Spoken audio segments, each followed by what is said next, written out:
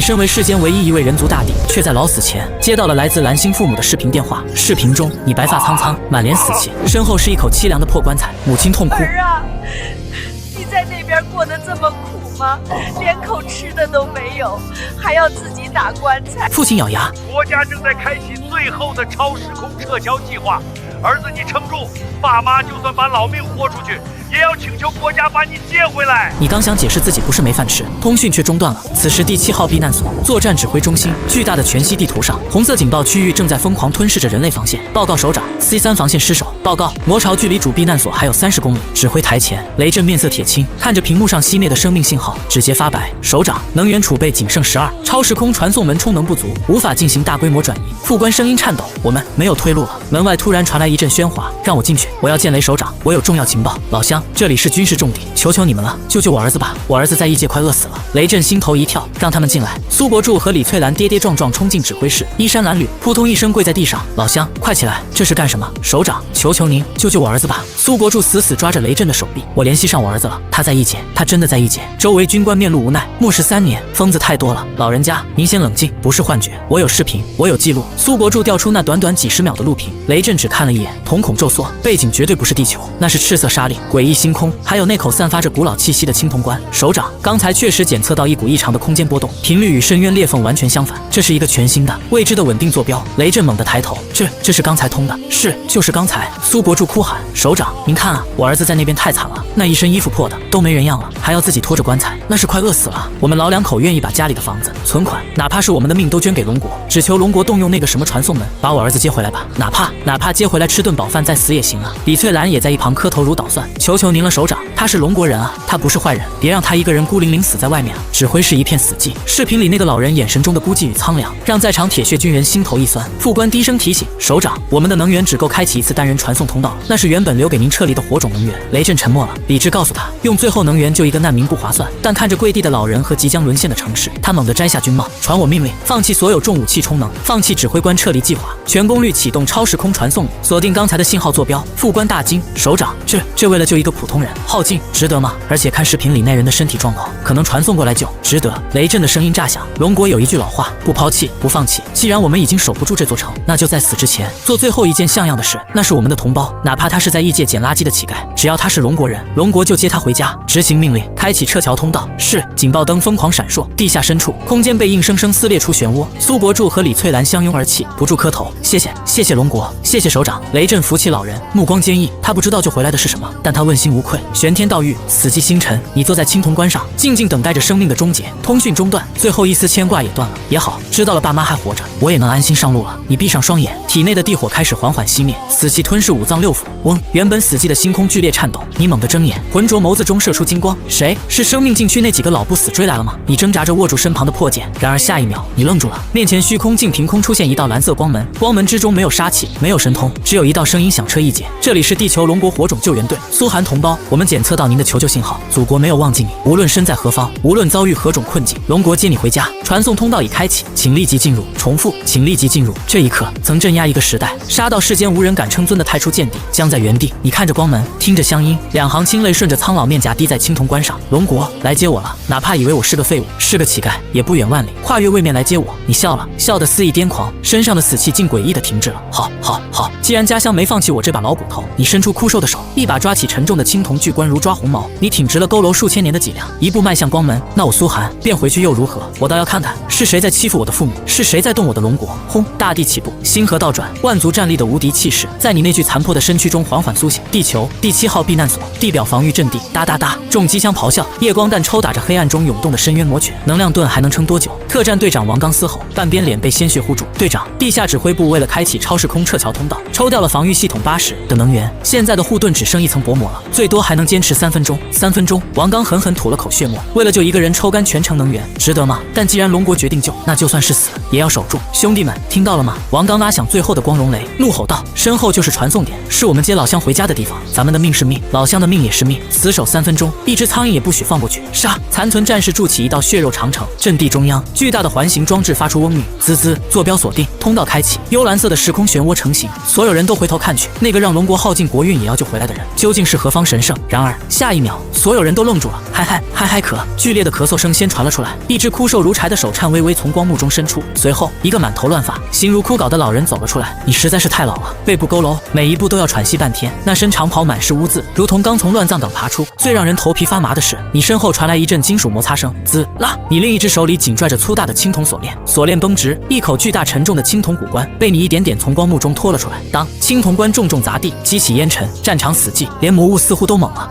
这就是我们要救的人。王刚瞪大眼睛，如遭雷击。龙国倾家荡产救回来的，竟然是一个自带棺材的老大爷。这特么是撤侨？这是运尸吧？第7号避难所地下指挥中心，雷震死死盯着大屏幕，双手撑在指挥台上微微颤抖。虽然早有心理准备，但当高清镜头传回那副惨状时，窒息感依旧扑面而来。太惨了，这哪里是去修仙，这分明是被卖去黑煤窑挖了30年矿啊！医生，医疗队呢？雷震对着通讯器咆哮：快让他上担架，那是我们拼了命救回来的同胞，别让他刚落地就死了。一旁，苏国柱夫妇早已哭成泪人。儿啊，你怎么瘦成这样了？那就是我儿子，那就是小韩啊，他连鞋都没穿啊！地表阵地，你站在时空门的出口，眯起浑浊的眸子打量着这个陌生的世界，空气中灵气稀薄的令人发指，还夹杂着剧毒。虽然环境恶劣，但你清晰地感受到这里的大道法则透着一股让你亲切的本源气息。真的回来了，又是一口血。跨越位面对这具残破的地区负荷太大，体内的生命之火摇摇欲坠。老人家，快趴下！一声焦急的怒吼打断了你的思绪。你抬头，只见一个满脸是血的壮汉疯了一样冲来，身后跟着一头浑身黑毛的巨型魔犬，正张开血盆大口直扑你的咽喉。在地球人眼中这是死神，但在你眼中，这不过是条未开化的野狗。你眉头微皱，刚想抬手碾死这只蝼蚁，小心！那壮汉竟不顾一切扑了过来，一把将你护在身下，用后背挡向利爪，噗嗤，利爪撕裂防弹衣。王刚闷哼一声，鲜血染红战服，但他死死将你压在身下，按着你干枯的脑袋吼道：大爷，别乱动，别抬头！医疗兵，把老人家拖走，快！你愣住了。3万年了，自你正道成帝，世人见你无不跪拜站立，从来只有你一人一剑护佑苍生，何曾有人敢挡在你身前？而且还是一个脆弱如蝼蚁的凡人。你被压在尘土中，鼻尖萦绕着王刚身上的血腥味，你感觉到他在剧烈颤抖，那是对死亡的恐惧，但他护着你的手臂却纹丝不动。为什么要救我？你鬼使神差地问。王刚一边开枪一边骂骂咧咧，哪那么多废话？你是老百姓，老子是军人，接你回家是龙国的命令，要是让你死在老子前面，老子下去了没脸见列祖列宗。你是老百姓，我是军人，简简单单2句话，如惊雷般劈开了你枯寂冰冷的道心。你浑浊的眼眸中久违地燃起一簇火苗，那是感动，更是愤怒。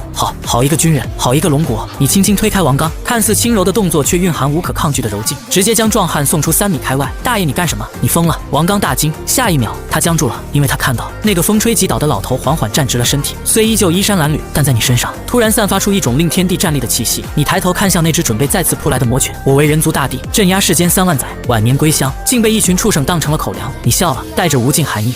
本来想省点力气，安安静静等死的，但既然受了这孩子的恩情，这见面礼总得给一点。就在这时，一声咆哮震动天地，一头10米高的深渊魔将跨过防线，手持足以劈开坦克的白骨巨斧，带着毁天灭地的气势当头劈下。蝼蚁死完了！王刚绝望闭眼，巨斧距离你头顶只有3寸，世界仿佛按下了暂停键。你单手负后，连眼皮都没抬，只是轻轻张开干裂的嘴唇，对着那巨斧，对着那不可一世的魔将。声音很轻，但这声音响起的瞬间，天地变色，一股肉眼可见的波纹以你为中心瞬间扩散。那是地威，虽然只是暮年残威，不及巅峰1/1000，但这属于法则的碾压。咔嚓，白骨巨斧化作齑粉，砰！10米高的魔躯连同鳞甲瞬间炸成血雾，波纹还在扩散，掠过魔犬群，掠过魔物大军，直至视线尽头。3秒钟后，风停了，原本喧嚣的战场安静的落针可闻。你掏出一块破手帕捂着嘴，有些歉意的看向已石化的王刚。不好意思啊，小伙子，刚才嗓子有点痒，没忍住。那只大黑狗呢？没吓着你吧？王刚，雷震。王刚机械的转头，原本黑压压的数万魔物，此刻只剩一片平整的诡异的空地。队长，副手颤抖的声音传来，仪器生命探测仪显示，方圆3公里内魔物反应归零。王刚猛地打了个激灵，看向身旁那个佝偻的老人，你正擦拭着嘴角溢出的黑血，看起来更虚弱了，仿佛随时会倒下。小伙子，你将手帕塞回袖口，语气平和，这里安全了吗？王刚张了张嘴，喉咙干涩，安全了。这特么何止是安全，这简直比手术室还干净。你似乎察觉到了什么，瞬间收敛地威，又变回那个普通老头。安全就好。你叹了口气，转身走向那口巨大的青铜骨棺。哐当，你抓住粗大的青铜锁链，几名战士出于本能急忙冲了过来。老人家，您别动，这种粗活我们来。对，您歇着，我们帮您抬。2名特种兵一左一右冲到棺材旁。大爷您放心，这几十斤的东西我们一只手就。别动，你淡淡开口。但这2人动作很快，抓住棺材脚同时发力。然而下一秒，2人的脸色涨成了猪肝色，纹丝不动。这口破棺材像是长在了大地上，怎么可能？再来几个人。人，1、2、3，起！又是4名战士冲来，6个壮汉脸红脖子粗，吼声震天，起！依然纹丝不动，脚下的水泥地都被踩裂了，棺材却稳如泰山。你看得有些无奈，这是太初童母打造的地棺，重达10万8千斤，还铭刻了地纹，岂是凡人能动的？行了，别费劲了，你摆了摆手，声音沙哑，这东西你们搬不动的。说着，在众目睽睽之下，你重新抓起锁链，并未用力，只是轻轻一拽，滋啦，那口让特种兵虚脱的巨棺竟然轻飘飘地动了。你拖着它，步履蹒跚地向前方走去，留下一地呆若木鸡的战士。王刚看着你那佝偻的背影，只觉得头皮发麻。这一刻，他终于确信了一件事：国家这次救回来的恐怕不是什么难民，而是一尊活着的祖宗。第7号避难所地下指挥中心，巨大的全息屏幕上正反复回放着你刚才那短短3秒钟的画面。魔将巨斧落下，你咳嗽，地位扩散，一切归于虚无。这就是刚才发生的事情。雷震将军的声音有些飘忽，监测员满头大汗，屏幕上全是红色的乱码。将军，刚才那一瞬间，能量探测仪爆表了，数值呢？多少？没数值。监测员咽了口唾沫，指着那条断裂的曲线，因为它在1秒内超过了我们仪器的测量上限，直接把探头烧毁了。根据估算，那一瞬间爆发的能量密度相当于在我们门口引爆了1枚1000万吨级的氢弹。但诡异的是，这股能量完全被控制住了，没有伤到任何一个人类战士，甚至连地上的蚂蚁都没踩死一只，只针对了魔物。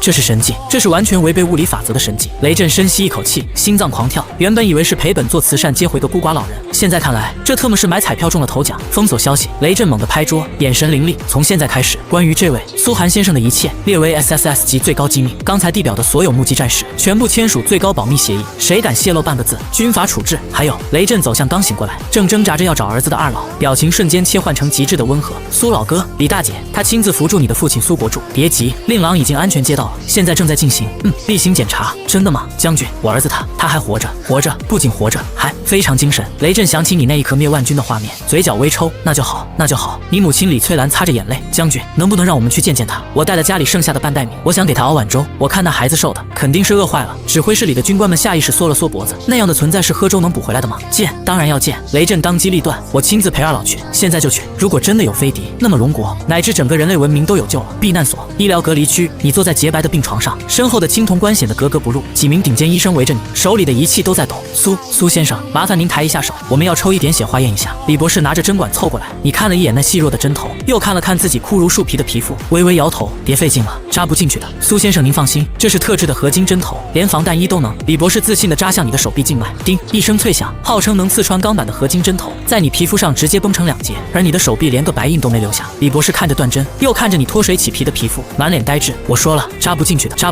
你语气平淡，虽地区皲裂，濒临崩溃，但这具身体经3万年地道法则淬炼，哪怕是一根头发丝，也比地球最硬的合金坚韧。欧区反铁也想破防，那怎么办？李博士急得冒汗，如果不抽血，没法评估您的身体状况啊。我看您这脸色，不用评估了。你突然捂住嘴，身体猛地一颤，嗨咳。剧烈的咳嗽声中，你掌心的破手帕瞬间被染成乌黑，原本如蛛网般皲裂的皮肤又崩开几道伤口，金色的血液渗出，散发着令人心悸的神圣气息。滴答，一滴精血落地，滋滋滋，坚硬的水墨石地板瞬间被溶穿，冒起青烟。医生们吓得连连后退。你看着这一幕，眼神黯淡。地球的大道法则太脆弱，也太排斥你了。你就像被强行塞进鱼缸的鲸鱼，既要小心不撑爆鱼缸，又要承受法则排斥。我没病。你疲惫地靠在床头，我只是老了，寿元将近，药石无医。就在这时，器皿门嗤的一声打开，小韩，你猛地一颤，抬头看见2个满头白发的老人冲了进来。30年岁月，父亲被驮了，母亲眼花了，他们身上带着地下室的霉味，但在你眼中，这是世间最亲切的味道。爸妈，曾流尽地血也不皱眉的你，此刻声音颤抖得像个孩子。我的儿啊！李翠兰冲过来，一把抱住你满是精血的身体，她不嫌弃怪异的血液，只颤抖着手抚摸你枯瘦的脸颊。你怎么这么傻啊？让你去旅游，你怎么就把自己弄成这样了？看看这一身伤，这是被人打的吗？还是摔的啊？呜，这30年你是怎么过的？是不是一直在外面要饭啊？连双鞋都没有。在你母亲眼里，那一滴压塌山岳的地血，只是你受苦的证明。苏国柱站在一旁，捂着脸泣不成声，想拍拍你，又怕弄疼你。回来就好，哪怕是回来要饭，咱们一家人也在一块。说完，苏国柱突然转身，对着雷震扑通就要下跪。将军，大夫，求求你们救救我儿子！我就这一个儿子啊，我家里还有点钱，虽然不多，我这条老命也可以抵给你们，只要能治好他的伤，让他多活几年。爸，您干什么？你大惊想要起身，雷震却眼疾手快，一把拖住苏国柱。开玩笑，让这尊大神的父亲下跪，万一你一不高兴再咳一声，避难所还要不要了？苏老哥，时不得，万万时不得！雷震声音洪亮，您儿子他是我们的功臣，是英雄。什么？苏国柱满脸茫然。英雄？他不就是个捡破烂的吗？雷震看到你眼中的警告，心领神会。嗨嗨，雷震正色道：苏老哥，您有所不知，您儿子在义姐，在义姐，虽然过得苦了点，但他带回来的那口棺，那个箱子里面装的都是急需的，特殊矿产，所以他是为此才受的伤。不仅要给他治，还要用最好的药、最好的医生给他治，一切费用全免，全包了，还要给你们发奖金、发大房子。真的？李翠兰瞪大眼睛，还管这个？管，必须管！雷震转身对发呆的医生咆哮：都愣着干什么？没听到苏先生说身体不舒服吗？把战略储备库里所有的千年人参、万年灵芝，哪怕是刚刚从遗迹里挖出来的生命原液，全都给我调过来。只要能让苏先生补上一口气，就算把国库吃空了也在所不惜。是。看着忙前忙后的将军和破涕为笑的父母，你哭泣3万年的心涌过暖流。家国，你嘴角上扬。既然如此，在你彻底把自己埋进棺材前，这生养你的人族你互定了。凌晨3点，特级医疗隔离区，你靠在床头，那双曾展星辰的手微微颤抖，捧着缺口的搪瓷碗，碗里是白粥，很稀，米粒软烂。这是李翠兰卖了金戒指换来的半袋米，受潮了都舍不得吃。儿啊，慢点喝，烫。母亲小心翼翼吹凉一勺粥送到你嘴边，你张口含下，没有灵气，甚至带着土腥味和涩味。对于早已辟谷3万年的你，这种充满后天浊气的东西简直是毒药。但你吃得很香，细细咀嚼，任由暖流滑入干枯的胃囊，好喝。你声音依旧沙哑，却带着温柔。妈煮的粥还是那个味道。李翠兰眼泪止不住的掉，又舀了一勺。好喝就多喝点，锅里还有。你看你瘦的，这脸上1两肉都没有。一旁的苏国柱背着手看着你们，这个坚强的汉子脸上终于也露出了笑容。雷震站在门口，看着刚刚还在战场一壳灭万军，此刻却乖巧喝粥的，心中涌起莫名的酸楚。神终究也是人变的。将军，主治医生李博士满头大汗的走来，压低声音，介意不说话。雷震带上房门来到走廊，情况怎么样？雷震神色严肃，他的身体到底是什么状况？李博士深吸一口气，打开全息投影。将军，说实话，我们看不懂。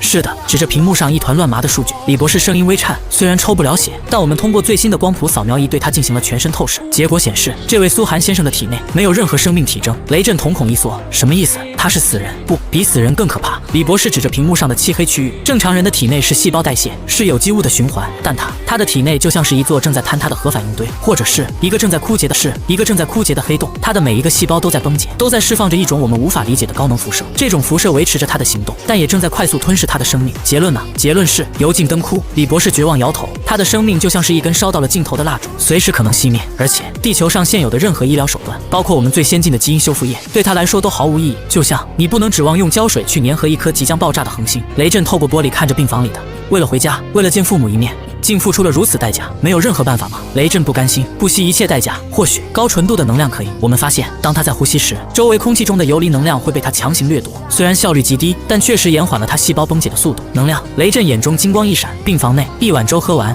的精神似乎好了一些，轻轻推开母亲的手，摇了摇头，妈，饱了。随即轻声道：爸妈，我想和雷将军单独说几句话。哎，好。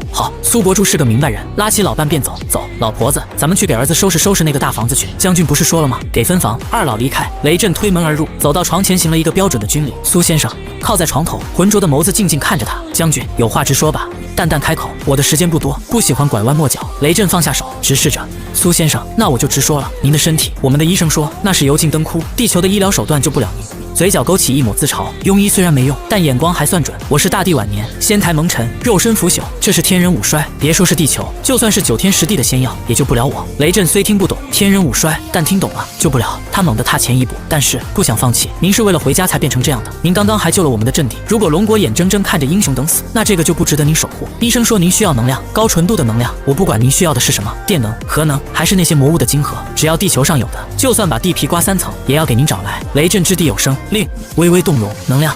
干枯的手指敲击床沿，沉吟片刻，地球灵气枯竭，乃是末法之地。本来我是必死无疑的，不过话锋一转，眼中闪过金芒。我发现，自从那些所谓的深渊魔物入侵后，这个世界的天地法则似乎发生了一些变化。那些魔物体内蕴含着一种狂暴的生物能量。雷震眼睛一亮，您是说？雷震眼睛一亮，您是说魔核？对你们来说那是能源，是电池。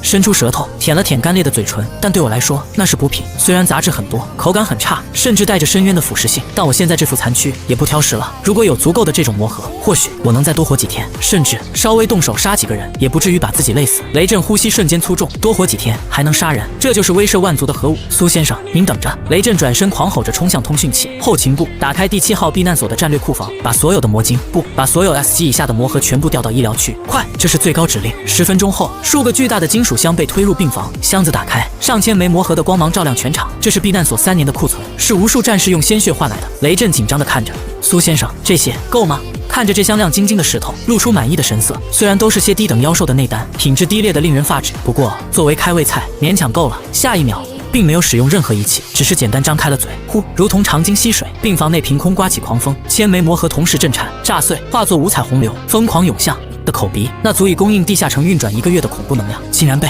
一口吞没。滋滋滋，随着能量入体，干枯如柴的身体发出爆响，灰败的脸色浮现红润，松弛的皮肤变得紧致，就连身后那口死气沉沉的青铜骨棺也随之震落了几块铜锈，露出繁复神秘的暗金色地纹。1分钟后，风停相空，缓缓闭嘴，打了个饱嗝，舒坦。伸了个懒腰，骨骼噼啪作响，那种随时会暴毙的虚弱感终于消退。虽然依旧重伤，但至少能再挥出一剑了。多谢款待。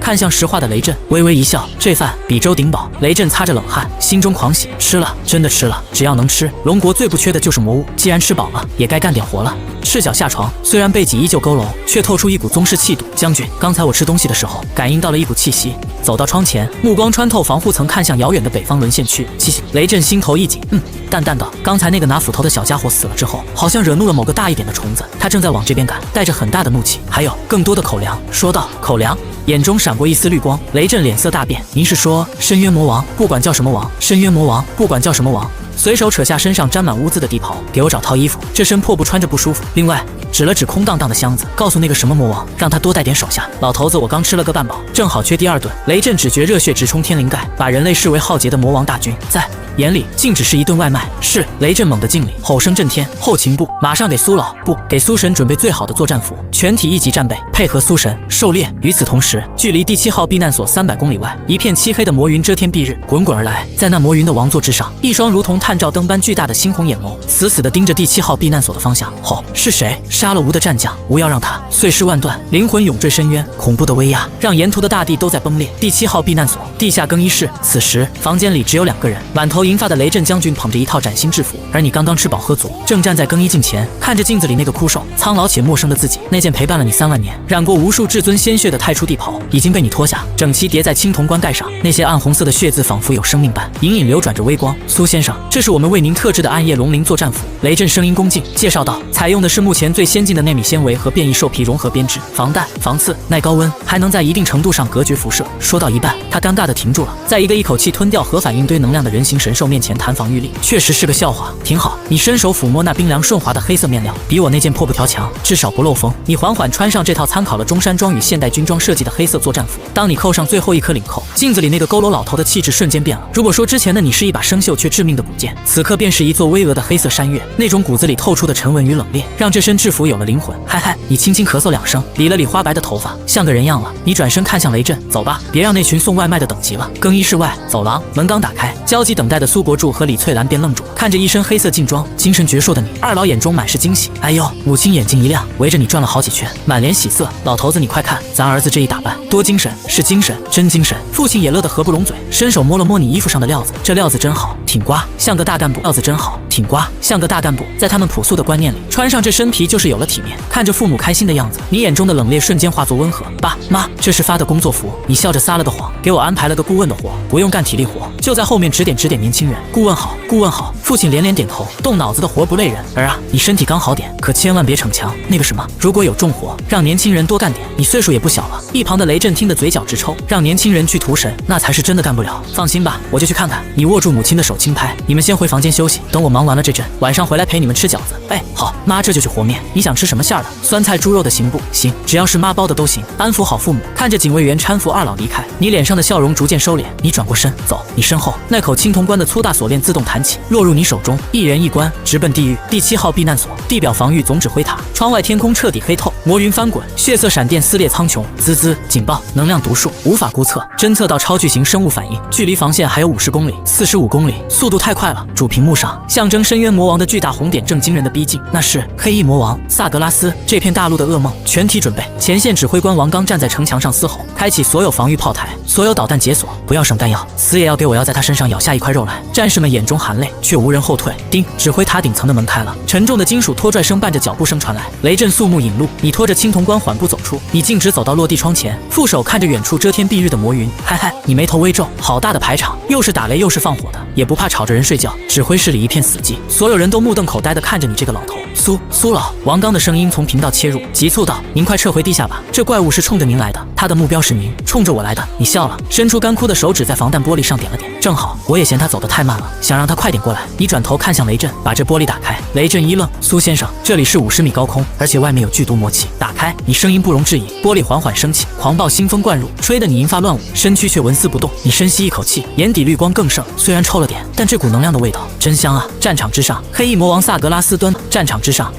格拉斯端坐白骨王座，感应到了那个杀死魔将的气息。卑微的虫子，他发出雷鸣般的咆哮，交出那个人，否则吾将屠尽此城，鸡犬不留。轰隆，漫天雷霆劈下，震得无数战士七窍流血。就在这时，一道苍老的声音盖过了雷鸣：“吵死了！”这3个字平平淡淡，却让闪电凝固了一瞬。随后，在数万道目光注视下，你拖着巨大的青铜棺材，直接从50米高的指挥塔一跃而下。苏老，不要啊！惊呼声未落，所有人都闭上了嘴。你没有坠落，而是踩着虚空，如履平地般一步步走了下来。每一步落下，脚下都荡起淡淡涟漪。你就这样走到两军阵前的虚空之上，身后青铜巨棺低沉嗡鸣。你抬头看着比你高出几百倍的庞然大物，掏了掏耳朵：“小蝙蝠，长得这么丑就算了，嗓门还这么大，你是怕别人不知道你是送外卖的吗？”静，全场死寂。萨格拉斯愣了3秒，随即被无尽怒火淹没。吼，找死！他双翼遮天，手中燃烧着地狱魔火的巨剑对着你当头劈下，空气爆鸣，热浪瞬间融化了地面攻势。完了，无数人绝望闭眼，而你看着落下的巨剑，眼中只有浓郁的贪婪。好纯净的火系能量，这把剑也是能吃的吧？你没有躲避，只是缓缓伸出枯瘦的右手，掌心浮现出一个黑色漩涡。大地秘术吞天嗡，那柄毁天灭地的魔火巨剑在触碰你手掌的瞬间，竟如同面条被吸入吸尘器一般。呼，滔天魔火与坚硬剑身被瞬间拉扯变形，化作赤红能量洪流，疯狂钻进你的掌心。什么？萨格拉斯眼珠都要瞪出来，他只觉手中一轻，那柄积炼100年的魔兵没了，只剩下一个光秃秃的剑柄。而对面的你正闭目陶醉地咂巴着嘴。嗝，你打了个饱嗝，苍白的脸上浮现诡异红晕，连银发都变黑了几根。味道不错，你睁开眼，目光灼灼地盯着萨格拉斯庞大的身躯，就像在看一只烤全羊。剑有点硬，塞牙，希望你的肉能嫩一点。萨格拉斯，他突然感觉脊背一阵发凉，这是什么怪物？他是吃人的魔王，可在这个人类老头面前，他感觉自己才是那个食物。咕嘟，萨格拉斯那巨大的喉结上下滚动了一下。作为深渊领主，他见识过核弹，见识过禁咒，但从未见过把兵器当饭吃的生物。一种前所未有的寒意直冲天灵盖。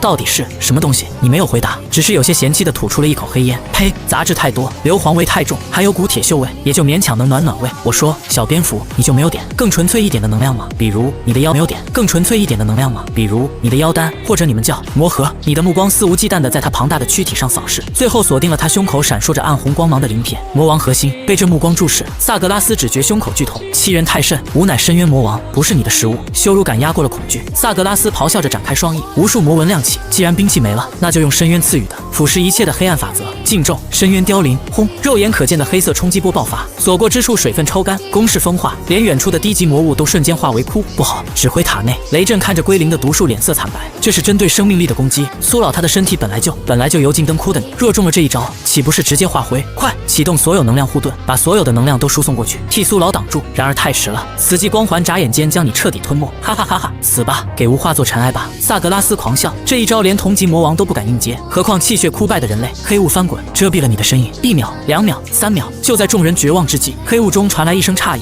有点意思。”呼呼，巨大的风声响起，原本腐蚀万物的能量竟如长津溪水般疯狂倒流，黑雾中心形成巨大的漩涡，而你背负双手立于中央，张开嘴，将那深渊魔气大口吸入腹中。这股能量虽然是冷的，但胜在纯净，有点像以前喝过的九幽黄泉水，清凉解暑，正好拜拜刚才那把剑的火气。你一边吸一边点评，随着死气入体，因吞噬火焰而浮现的诡异潮红迅速消退，以毒攻毒。对于修炼了太初地经的你来说，世间万物能量无不可吞，这怎么可能？萨格拉斯笑声戛然而止，最强禁咒竟然被喝了。嗝，随着最后一缕黑气入腹，你打了个饱嗝，舒服的眯起眼，脸上皱纹撑开了几分，味道不错，8分饱了。你睁眼看向彻底傻掉的萨格拉斯，嘴角勾起一抹和善的微笑。既然你请我喝了饮料，那我也得回个礼，来而不往非礼也。你缓缓抬起右手，咣当，身后的青铜骨棺猛地一颤，粗大的锁链如灵蛇般缠绕在你的手臂上。这口棺材跟了我3万年，本来是留给我自己睡的，但既然你这么热情，你手臂微发力，那重达10万8千斤、铭刻地纹的巨棺竟被像抡板砖一样轻松抡起。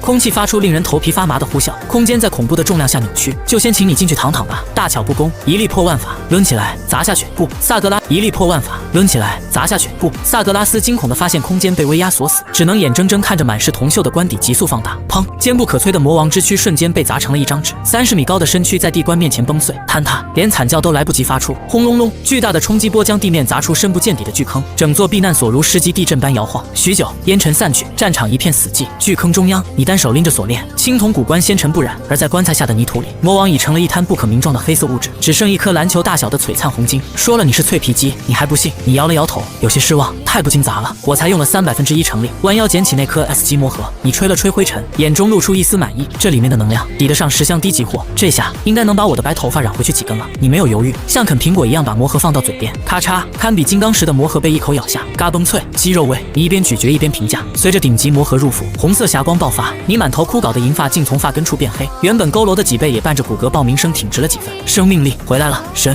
城墙上，王刚跪地泪流满面，这就是神，龙国的守护神，赢了，我们赢了！山崩海啸般的欢呼声爆发，而魔物大军目睹老大被拍成肉泥，又被当水果啃了后，彻底崩溃。吼，快跑啊！这老头吃魔不吐骨头啊！数万魔物吓破了胆，发疯般溃逃。你没有追，慢条斯理地啃完最后一口魔核，拍了拍手，跑得倒是挺快。你回头看着青铜棺，眼神温柔，老伙计，谢了。看来在这个世界，你除了睡觉，还能当个趁手的兵器。说完，重新拽起锁链，哗啦啦，你拖着那口令天地变色的棺材，慢悠悠走向避难所，背影依旧有些佝偻，但在所有人眼中，却比世间任何山岳都要高大。地下指挥中心，雷震擦着冷汗，手还在抖。将军，这就是您说的难民？副官指着屏幕，咽了口唾沫。这战斗力，怕是如果不拦着，他能一路杀到深渊老家去把魔神给吃了吧？雷震深吸一口气，强行镇定，传令下去，把刚才苏神战斗的所有数据全部列为 SSS 级绝密，尤其是他吃魔核的画面，绝对不能流传出去，否则会引起世界恐慌。要是让别国知道龙国有个拿魔王当零食的老头，那帮洋鬼子得吓尿。另外，雷震目光一闪，马上联系后勤部，准备好，嗨，准备好大餐。副官一愣，庆功宴吗？什么准备好大餐？副官一愣，庆功宴吗？什么庆功宴？是魔核、魔晶，所有能吃的能量。雷震咆哮道：“苏神刚才那一看就是没吃饱，那是饭后甜点，赶紧去其他避难所调货，不管是借还是买，哪怕是用核弹头去换，也要给我换回来。把咱们龙国所有的存货都拿出来，只要能把这位爷喂好了，咱们就有救了。”避难所休息区，李翠兰和苏国柱正在房间里包饺子，外面的震动和爆炸声让二老心惊肉跳。老头子，你说外面是不是打得很凶啊？李翠兰一边擀皮一边担忧地往窗外看。没事，有军队呢，有雷将军呢。苏国柱手在抖，但还是强撑着安慰：“咱们儿子是个文职顾问，不用上前线，肯定安全的。”就在这时，门开了，爸妈，我回来了。你推门而入，身上的作战服虽然有些褶皱，但干干净净，那满头银发也不再干枯如草，反而有了光泽。你的气色红润了不少，精气神焕然一新。哎呦，儿子回来了！李翠兰连忙放下擀面杖迎上来，上下打量着你，怎么样，累不累？那个什么顾问的活难不难？你笑了笑，脱下外套挂好，不难，挺简单的，就是出去看了看，顺便帮他们处理了一点垃圾。处理垃圾啊！苏国柱一听有些心疼，怎么刚去当顾问就让你干这种活？是不是欺负你是新来的？没，是我自己要干的。你扶着父亲坐下，那些垃圾堆在那儿挺碍眼的，我就顺手清理了。那就好。李翠兰端着热腾腾的饺子走过来，来，刚出锅的酸菜猪肉馅儿，快趁热吃。看着那一盘皮薄馅大的饺子，虽然比起刚才那颗 S 级魔核，这东西全是凡俗杂质，毫无能量可言，但在你眼里，这是3万年来最诱人的美食。你夹起一个放进嘴里，酸爽鲜香在味蕾炸开，那是家的味道，好吃。你眼眶微红，大口吃着，真好吃。一边吃，你一边盘算，刚才那个魔王好像还有几个同伙，叫什么深渊7君主。这饺子虽然好吃，但不管饱，看来明天得再去进点货，最好把那几个君主抓来凑一桌满汉全席。那样的话，这具身体应该能恢复1/1000的实力，到时候或许可以尝试修补地球，或者干脆带着爸妈和龙国举国飞升。想到这里，你吃饺子的速度更快了。远在深渊位面深处的几位魔神突然齐齐打了个喷嚏，一股莫名的寒意笼罩全身。龙国、龙晶，屏幕上循环播放着那短短10秒的视频，画面中你单手抡起青铜巨棺，像拍苍蝇一样拍扁了萨格拉斯，然后像啃苹果一样啃掉了魔核。第10遍了。雷震发来的这份报告经过技术部门核实了吗？旁边，雷震发来的这份报告经过技术部门核实了吗？旁边，身穿白大褂的科学院院长站起身，脸色苍白，核实了，不仅是第7号避难所的记录、天眼卫星、地震监测局，还有原本布置在战区的3000个能量感应器，全部证实了这一事件的真实性。院长指着数据图，那一瞬间爆发的物理冲击力超过了我们现役最强动能武器的500倍。而那位苏先生，肉身扛住了魔王的劲咒，且毫发无损，这是人类目前的生物科技无法解释的。如果非要用一个词来定义，院长深吸一口气，神迹。雷震在报告里说，这位苏先生自称是大帝晚年，身体状况极差，需要吞噬高纯度能量来维持生命。是的，负责后勤的人点头。雷震申请调动国库所有的魔晶储备，第一批已经运过去了。为首的老人沉默片刻，缓缓起身，目光扫过众人。我们甚至做好了启动火种计划，带着最后的幸存者流浪宇宙的最坏打算。他的声音陡然激昂，但现在天无绝人之路，上天给我们送回来一位祖宗，一位能把魔王当零食吃的活祖宗。虽然他老了，虽然他病了，但他只要还站着，就是我龙国的定海神针。我提议。老人猛地一挥手，启动供养计划。任何人不得泄露其真实身份，对外只称特别顾问口粮供应。我们要让他吃饱，让他吃好，让他有力气替我们杀回去。同意，同意。附议。大洋彼岸，英国六角大楼，法克，谁能告诉我，龙国那边到底发生了什么？最高军事指挥官史密斯上将愤怒地摔了雪茄。屏幕上，第7战区那团深红魔云消散得干干净净，萨格拉斯的能量反应彻底消失。将军，根据我们的间谍卫星探测，那里发生了一次极高能级的能量爆发。情报官汇报，能量性质不明，但结果是魔王军团被全歼。全歼！史密斯瞪大眼睛，龙国人动用了什么秘密核武？还是他们那个所谓的修仙者计划成功了？不清楚。他们在事发后立刻进行了全频段信号屏蔽。史密斯脸色阴沉，末世资源有限，龙国若掌握了终极武器，英国的霸主地位将不复存在，必须查清楚。史密斯眼中闪过阴狠，派出幽灵小队，哪怕是死，也要给我搞清楚龙国人。过阴狠，派出幽灵小队，哪怕是死，也要给我搞清楚龙国人到底藏了什么底牌。如果是什么新式武器，想办法偷过来，偷不来就毁掉。次日清晨，你睁开眼，这是3万年来睡得最沉的一觉，没有仇杀，只有枕边淡淡的香气。呼，你吐出一口浊气，内视己身，体内干枯如荒漠的气海终于有了一丝极其细微的水流。S 级魔核转化的灵力虽然对于你的地区来说连1/1000都填不满，但至少护住了心脉，还是太少了。你看着掌心，皮肤上的裂纹虽愈合了些，依旧密密麻麻，这就像严重脱水的人只喝了一滴露水，反而勾起了骨髓里的饥饿感。这种低级魔核杂质太多，如果光靠吃这个恢复，恐怕把这颗星球上的魔物吃光了，我也就能恢复个1%。你眉头微皱，更麻烦的是，你能感觉到地球的天道意志正在排斥你，你的力量太强，对于这个低武世界是不可承受之重。天道正试图将你这个异物挤出去，得找点更补的东西。魔王记忆里的深渊通道，能量应该更浓郁。儿子，起床了！李翠兰的大嗓门打断了你的思绪。来了！你瞬间收敛那身恐怖气息，挂上温和笑容走出房间。客厅里，苏国柱正看着电视，李翠兰端来早饭，白粥加一个煮鸡蛋，快吃，吃完再去上班。李翠兰把包好的鸡蛋塞进你手里。我看新闻了，说是咱们这边的魔物都被打跑了，看来你们那个顾问工作确实有成效啊。电视里，主持人声音激动，捷报，我军在第7战区取得重大胜利，神秘强者出手，击溃深渊魔王。画面只有巨大的深坑和满地尸体，没有你的身影。苏国柱指着电视乐呵呵道：“儿子，你看，国家就是厉害，这么大的怪物都给打死了，你在顾问团里可得好好干，给国家出谋划策。”你喝了一口粥，笑着点头，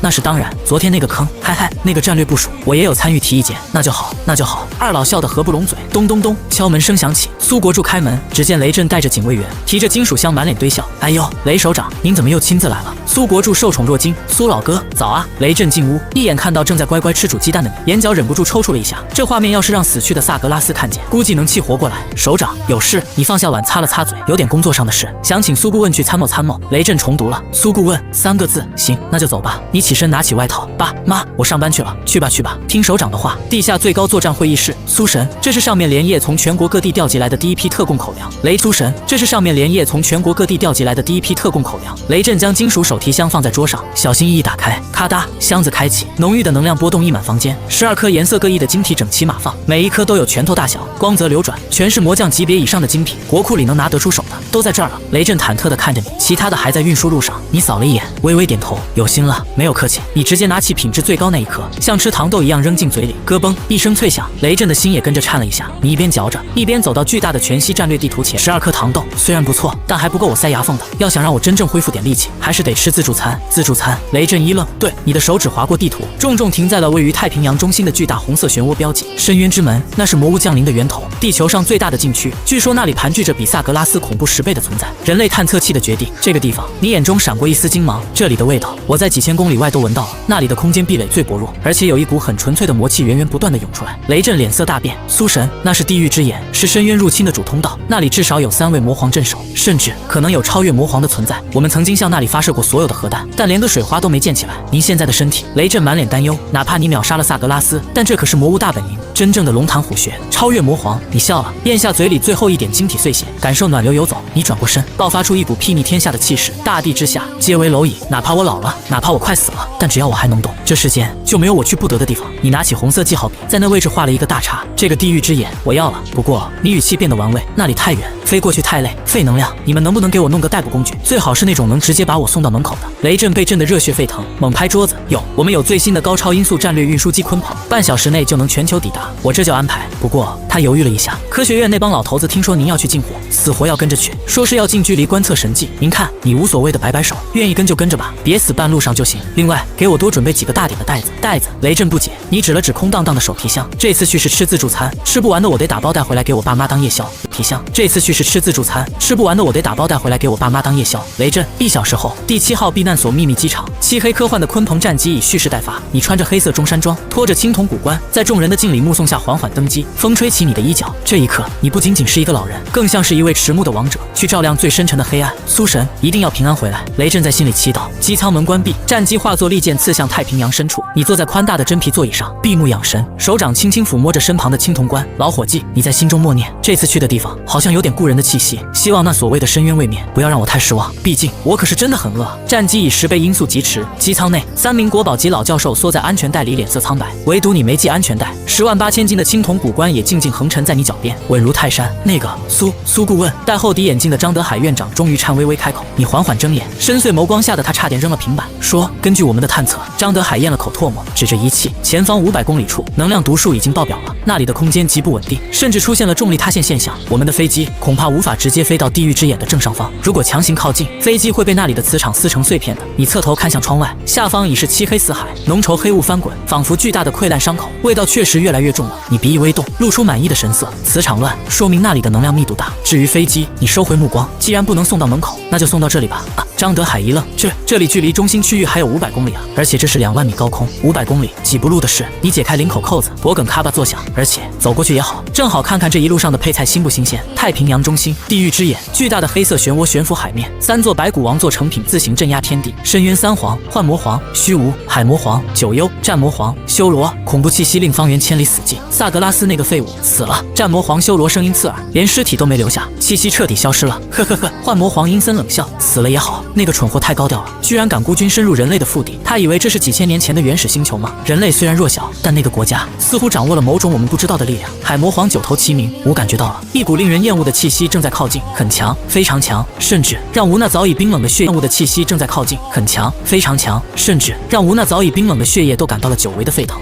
再强也不过是这方残破世界的土著。战魔皇修罗举起白骨长枪指向天空，本皇这就去把它挑了，挂在深渊之门上，让人类知道反抗的代价。来了。幻魔皇突然开口，在上面3魔皇同时抬头，2万米高空，尾舱门轰然动开，狂暴罡风灌入，你立于舱门边缘，银发狂舞，身姿挺拔如松，俯瞰云层。你清晰感应到下方那3股肥美的气息，3个。你嘴角上扬，眼中绿光暴涨如饿狼，比我想象的还要肥一点。苏顾问，您真的要跳吗？张德海嘶声力竭地喊道。这可是2万米啊，没有任何降落伞。你回头看了这小老头一眼，老张，记住了，在绝对的力量面前，重力无所谓。话音落下，你单手抓起青铜巨棺，纵身一跃，呼，黑色身影瞬间消失，云层被暴力撕开，你化作一道燃烧的流星，拖着耀眼的火光，以此生仅见的速度笔直刺向魔海。下方，战魔皇修罗冷哼一声，那是什么？人类的核弹吗？雕虫小技，给我破！他6翼猛扇，冲天而起，手中长枪化作万米魔龙迎击流星，轰，没有爆炸，只有彻底的碾压。黑色魔龙接触火球的瞬间直接崩碎成光点，而你速度未减分毫，骤然加速。什么？修罗脸色大变，终于看清那根本不是陨石，而是一个抡着棺材的人类老头。不好，快退！太晚了，你已经到了。看着冲上来的战魔皇，就像看着一只不知死活飞到脸上的苍蝇。滚下去！你冷冷吐出3个字，手中的青铜棺没有任何花哨，借着2万米俯冲的惯性，狠狠拍在战魔皇那把白骨长枪上。咔嚓！号称坚不可摧的魔皇神兵应声断裂，棺材底板毫无阻碍地拍在战魔皇脸上。砰！一声闷响，战魔皇100米高的法相真身轰然砸向海面，瞬间贯穿1000米海水，狠狠嵌入海底岩层。嗨嗨！你悬浮在海面上空10米处，轻轻拍了拍棺材上的灰尘，有些不满地皱眉。太脆了，这就是所谓的魔皇。你的目光扫向剩下的2皇，希望你们2个能稍微耐揍一点。死寂！幻魔皇虚无和海魔皇九幽僵在半空中，仿佛2座惊恐的雕塑。战魔皇可是深渊战力最强的修罗，一个照面就被这口棺材拍进海底，生死不知。这不可能！海魔皇九幽的9颗脑袋都在颤抖，这个位面怎么可能诞生这种级别的强者？这是地威，那种凌驾众生，视万物为刍狗的眼神。他们只在古籍关于大地的记载中见过。跑！幻魔皇虚无反应最快，身为神，他们只在古籍关于大地的记载中见过。跑！幻魔皇虚无反应最快，身为灵体的他瞬间化作亿万道黑雾分身，向4面8方疯狂逃窜。想跑？你笑了，立于虚空看着漫天乱窜的黑雾。我这刚开席，菜还没上齐，客人怎么能走呢？你深吸一口气，缓缓张开了嘴。大地秘术，吞天噬地。嗡！你的嘴巴仿佛化作黑洞，一股只针对灵体和能量的霸道吸力瞬间笼罩方圆100里。天空中亿万道黑雾发出凄厉惨叫，无论怎么逃窜，此刻都瞬间倒流，汇聚成一条黑色长河涌入你口中。不，饶命！吾乃深渊。幻魔皇本体在黑河中显现，拼命挣扎哀嚎。咕嘟！你根本懒得听废话，喉头一动，直接将它吞了下去。口感像棉花糖，有点甜，就是太虚了，不顶饿。你咂巴了一下嘴，给出评价。随后你转过头，那双泛着诡异红光的眼睛看向了最后的海魔皇九幽。这头庞然大物此刻9颗舌头缩成一团，瑟瑟发抖。他亲眼看着同伴一个被活埋，一个当零食被吞，心态彻底崩了。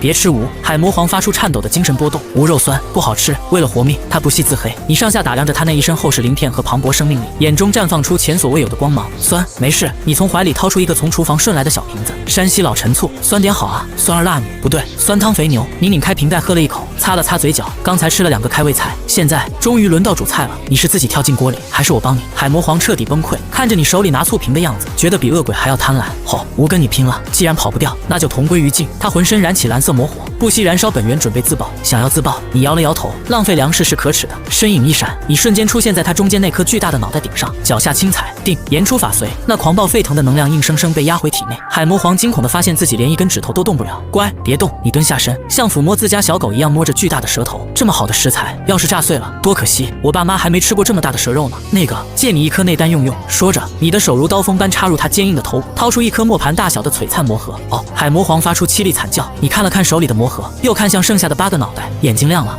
居然每个脑袋里都有1颗，这哪里是9头蛇，这分明是9洗丸子啊！接下来的几分钟，对于海魔皇是地狱，对于远处观测的人类则是世界观的重塑。你像在菜市场挑菜一样，一颗接是地狱；对于远处观测的人类则是世界观的重塑。你像在菜市场挑菜一样，一颗接一颗给舌头开瓢，每掏出1颗就往嘴里塞1颗，吃到第5颗时，你有些腻了，算了，剩下的留着打包吧。你拿出一个特大号编织袋，将剩下几颗魔核挖出装好，目光投向刚从海底爬出来，浑身骨折准备溜走的战魔皇。那个谁，拿着枪的那个。你提着编织袋指了指他，别走了，正好我这袋子还有点空，你把你自己装进来，我懒得动手了，吃太饱，弯腰费劲。战魔皇修罗看着那个嘴角挂着魔血的老头，双膝一软，直接跪在了海面上。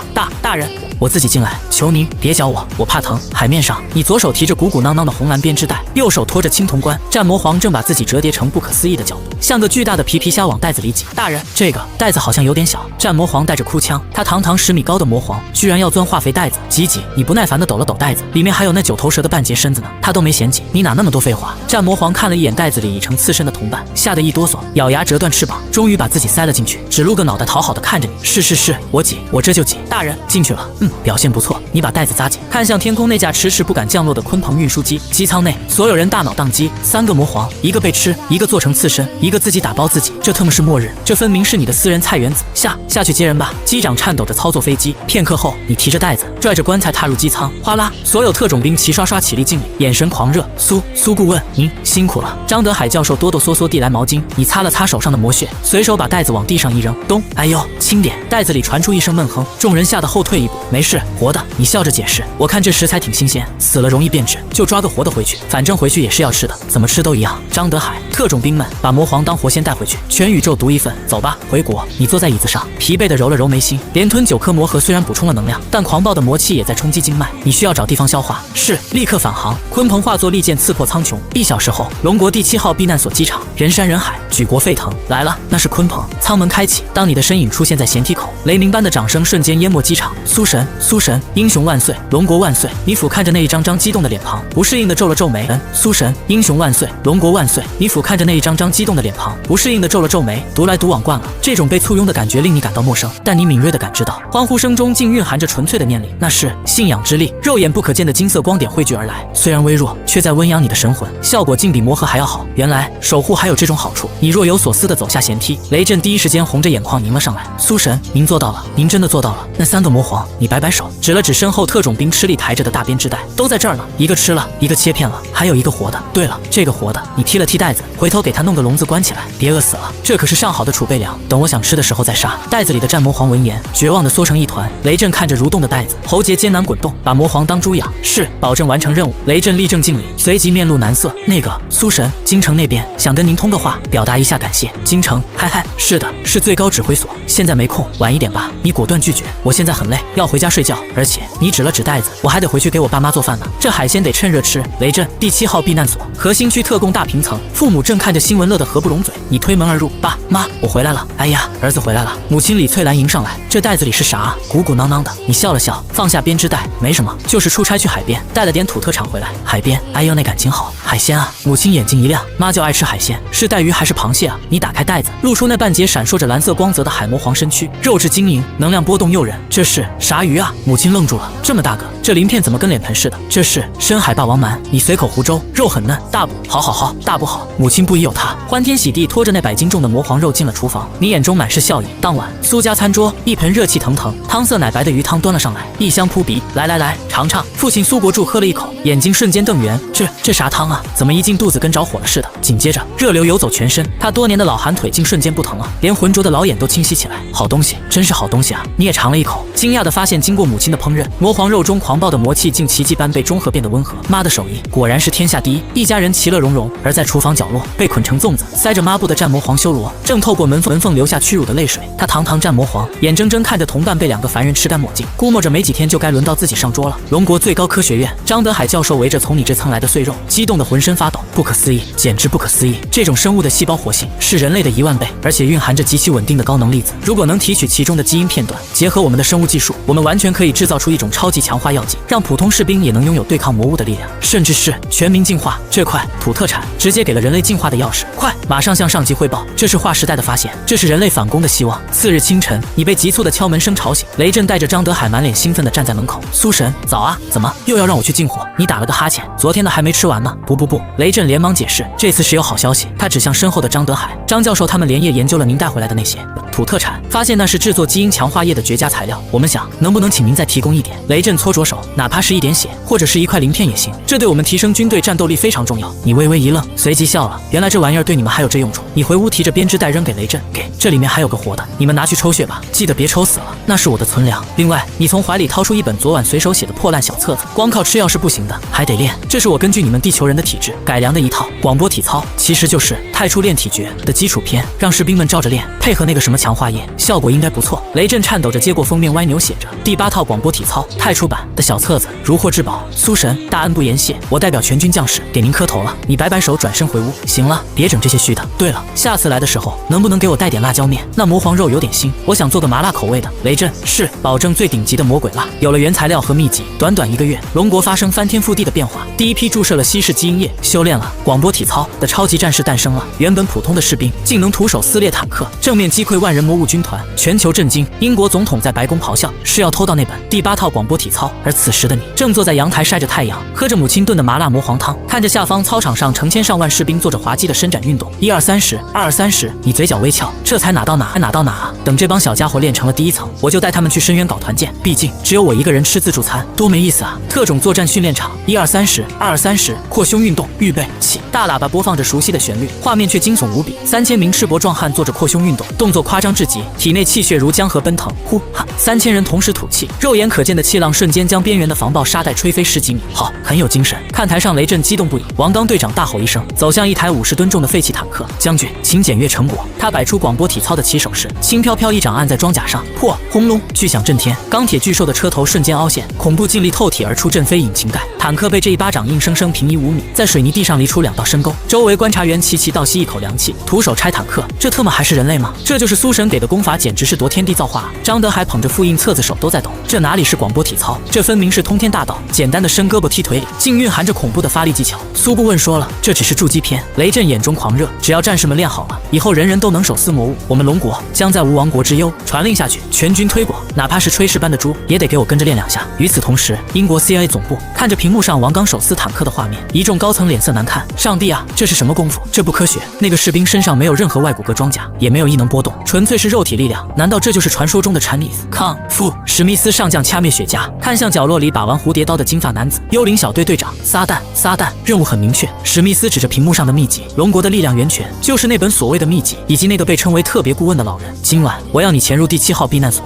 把那本秘籍偷出来。第2，如果可能，绑架那个老人，如果带不走就杀了他。只要没了那个大脑，龙国的进化就会停止。撒旦嘴角轻蔑，指尖刀光闪烁。放心吧，将军，龙国的防御系统对我来说就像是自家的后花园，一个糟老头子而已。我会让他知道什么叫做真正的恐惧。深夜，第7号避难所，你住在一区核心，虽然安保森严，但在拥有隐身和穿透异能的撒旦面前，红外线和合金门都形同虚设。他带着3名手下如幽灵般潜入，你不在卧室，撒旦扑了个空。正惊愕间，客厅阳台传来轻响，叮！他猛地回头，月光下，你躺在藤椅上，背对着他。手里端着热茶。既然来了，何必躲躲藏藏？声音平淡。既然是客人，怎么不走正门，非要穿墙呢？这要是吓到了我的邻居，可就不好了。撒旦瞳孔骤缩，完全隐身，竟被发现了，装神弄鬼，杀机毕露。他的身影瞬间在你身后显现，荼毒匕首狠狠刺向你的后颈。年轻人，火气不要这么大。你依旧没回头，只是向后伸出2根夹着茶杯盖的手指。叮，清脆的金铁交鸣。撒旦只觉虎口崩裂，那削铁如泥的匕首竟被2根手指纹丝不动地夹住。英国人，你转头看清了来人，微微皱眉。你们这帮洋鬼子，大晚上的不睡觉，跑到别人家里动刀动枪的，很没礼貌啊。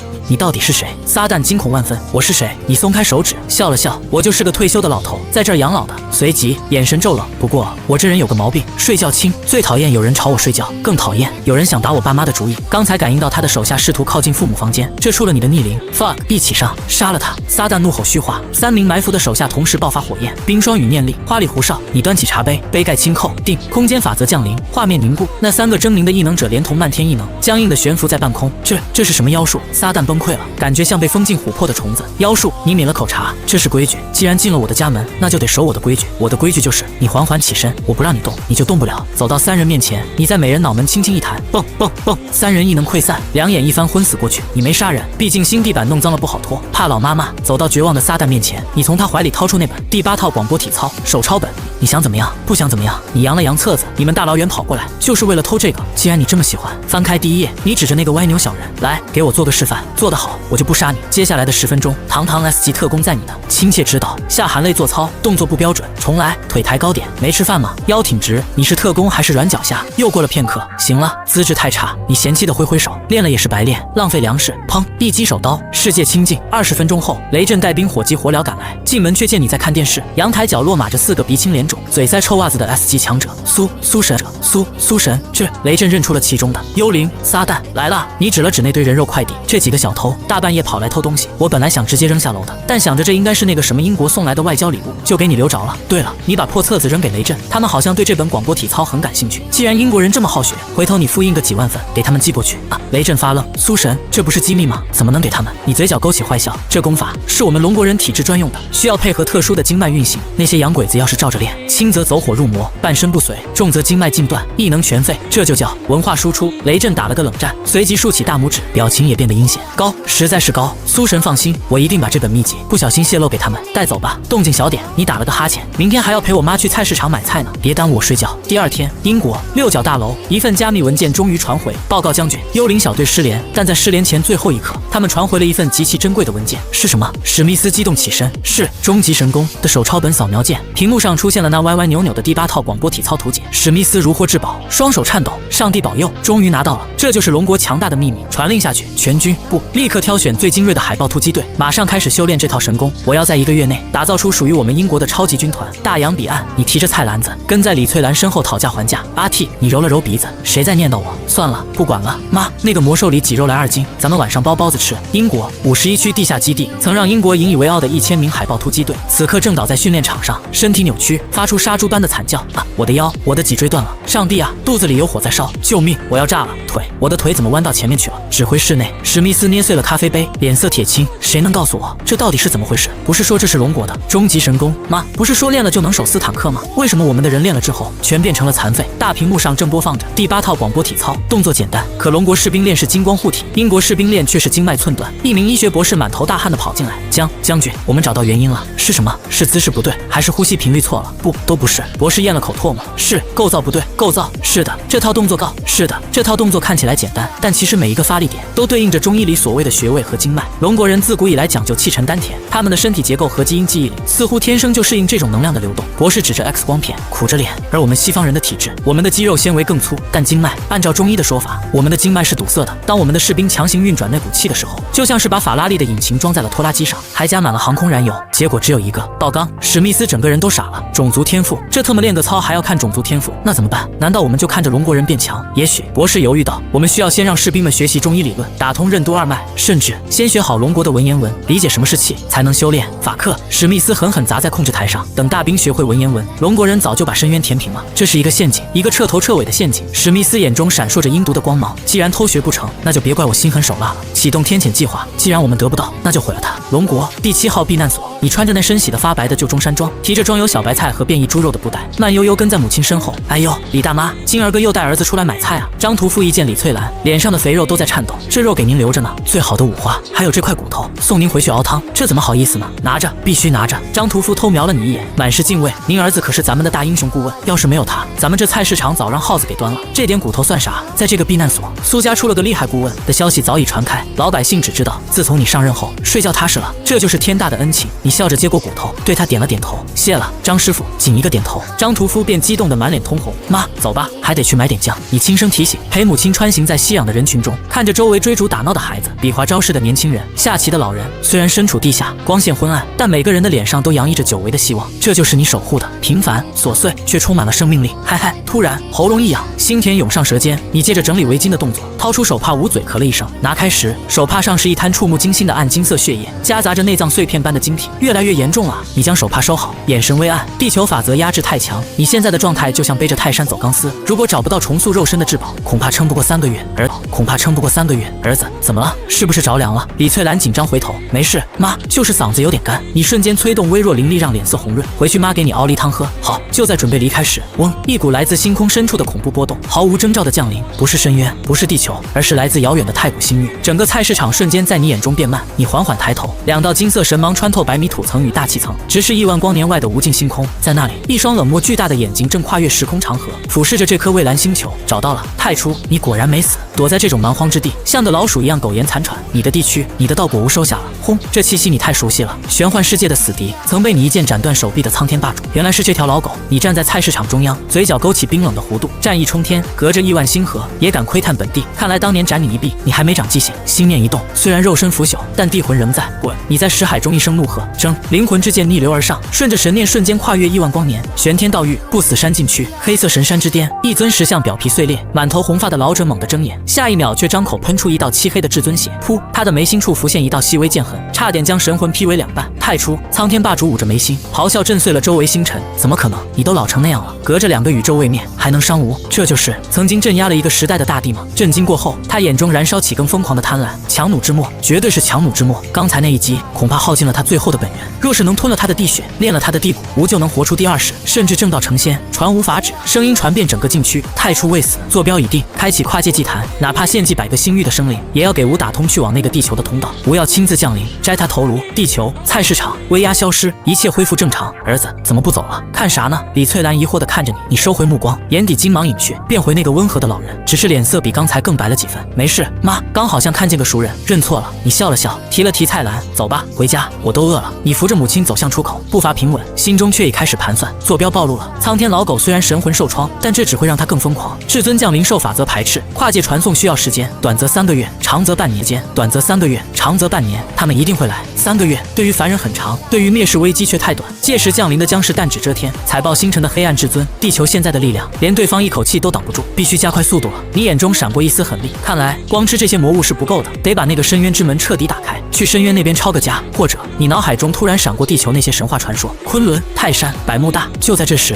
避难所广播刺耳的响起：紧急通知！紧急通知！全球最高级别警报！昆仑山死亡谷区域出现超大型能量波动，一道金色光柱直冲云霄。卫星侦测到那光柱中，似乎有一座宏伟的宫殿群正在浮现，人群一阵骚动。宫殿海市蜃楼吗？昆仑山，那不是神话里的万山之祖吗？你原本平静的脚步猛地顿住，目光穿透土层望向西方，那里有一股比深渊更古老、浩瀚的气息，引得你体内地血疯狂共鸣。那是你瞳孔骤缩，随即涌起狂喜，那是成仙地的残片。地球竟然是上古天庭的旧址，若是真的，必有不死神药，天无绝人之路。你笑了，无比灿烂。苍天老狗，你急着来送死，那我就先在家里吃饱喝足，把磨刀石准备好，等你来了，咱们新账旧账一起算。第7号避难所，苏家新居，厨房里蒸汽腾腾，母亲李翠兰正熟练地蒸着包子。儿子，洗洗手，包子马上就好。你站在客厅窗前，目光仿佛穿透了厚厚的穹顶，锁死西方。苍天霸主神念跨界，坐标已彻底暴露。3个月，这是时空乱流阻挡的极限。届时，黑暗至尊将率领不朽军团降临。你低头看了一眼枯瘦手掌，掌心地纹忽明忽暗，方才震碎神念耗尽了魂力，脑海隐痛，光靠吃来不及了，必须去昆仑。那不仅仅是遗迹，那是上古天庭的成仙地。特制加密通讯器急促响起，苏神出大事了！雷震的声音语无伦次。你神色淡然，别慌，被车或者被击，我现在过去啊！现在雷震一愣，苏神，您刚回来还没休息？没时间休息了，有些老朋友要来串门，我得去昆仑山给他们准备点见面礼。挂断电话，你转身走向厨房，妈，那个包子，哎。好了好了，第一锅刚出炉，李翠兰端着热气腾腾的盘子，快尝尝，这可是妈独家秘方。你拿起一个滚烫的肉包咬下，葱姜鲜香伴着微弱能量在口中爆开，好吃。你迅速吃完，将剩下的包子倒入装魔盒的编织袋。妈，单位突然有急事，让我去出个差，这些包子我带着路上吃。让我去出个差，这些包子我带着路上吃。李翠兰失落的擦手，刚回来又要走啊？这顾问咋比打仗还忙呢？去哪啊？远不远？不远，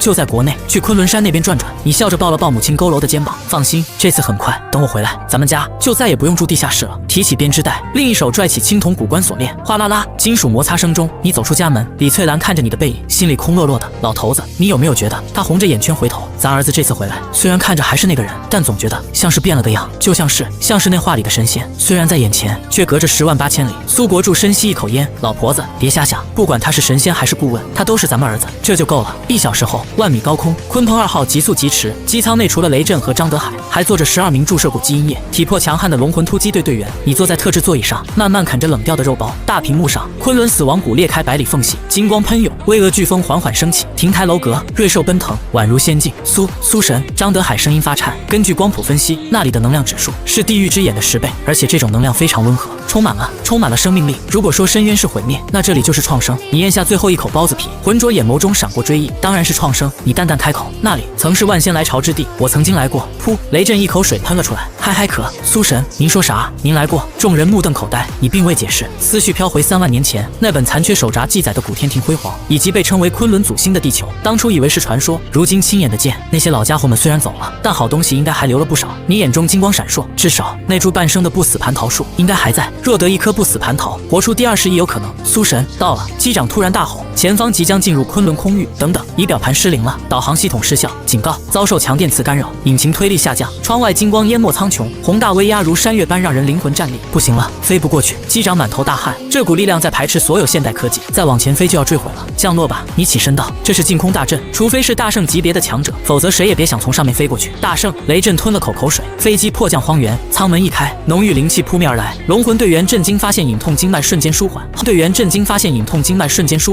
好舒服，灵气复苏。你踏上昆仑冻土，感受着天地间疯狂涌动的道运。地球的封印开了，望向金光万丈的神山，你单手抓起青铜关锁链，走吧，剩下的路得靠脚走。昆仑深处，死亡谷口已化作接天巨门，金色光幕隔绝内外，光幕外聚集着无数变异异兽，卡车般的雪豹，一展5米的金雕，穿着破烂冲锋衣的直立棕熊，他们渴望却不敢越雷池，因为光幕下堆满了尸体，除了野兽，还有几十具全副武装的西方特种兵，那是英国的特种部队。雷震脸色阴沉，这帮洋鬼子动作够快的，居然比我们还先到。那些尸体死状极惨，显然是强闯阵法的后果。他们想用炸药炸开光幕，结果触发了阵法反击。你冷笑一声，无知者无畏，这2亿微尘阵也是凡人能破的。吼，那头变异雪豹察觉到来人，发出充满敌意的咆哮，护士班挡在前方，这就是昆仑的变异兽吗？龙魂队长王刚一步踏出，举起重型爆裂枪，苏神，交给我们。这畜生虽然看着大，但还挡不住我们龙魂的子弹，别开枪。你抬手制止。苏神，王刚不解，你静静看着那头雪豹及躁动兽群，轻轻释放了一丝气息，那不是杀意，而是来自血脉深处的至高无上的皇者威压。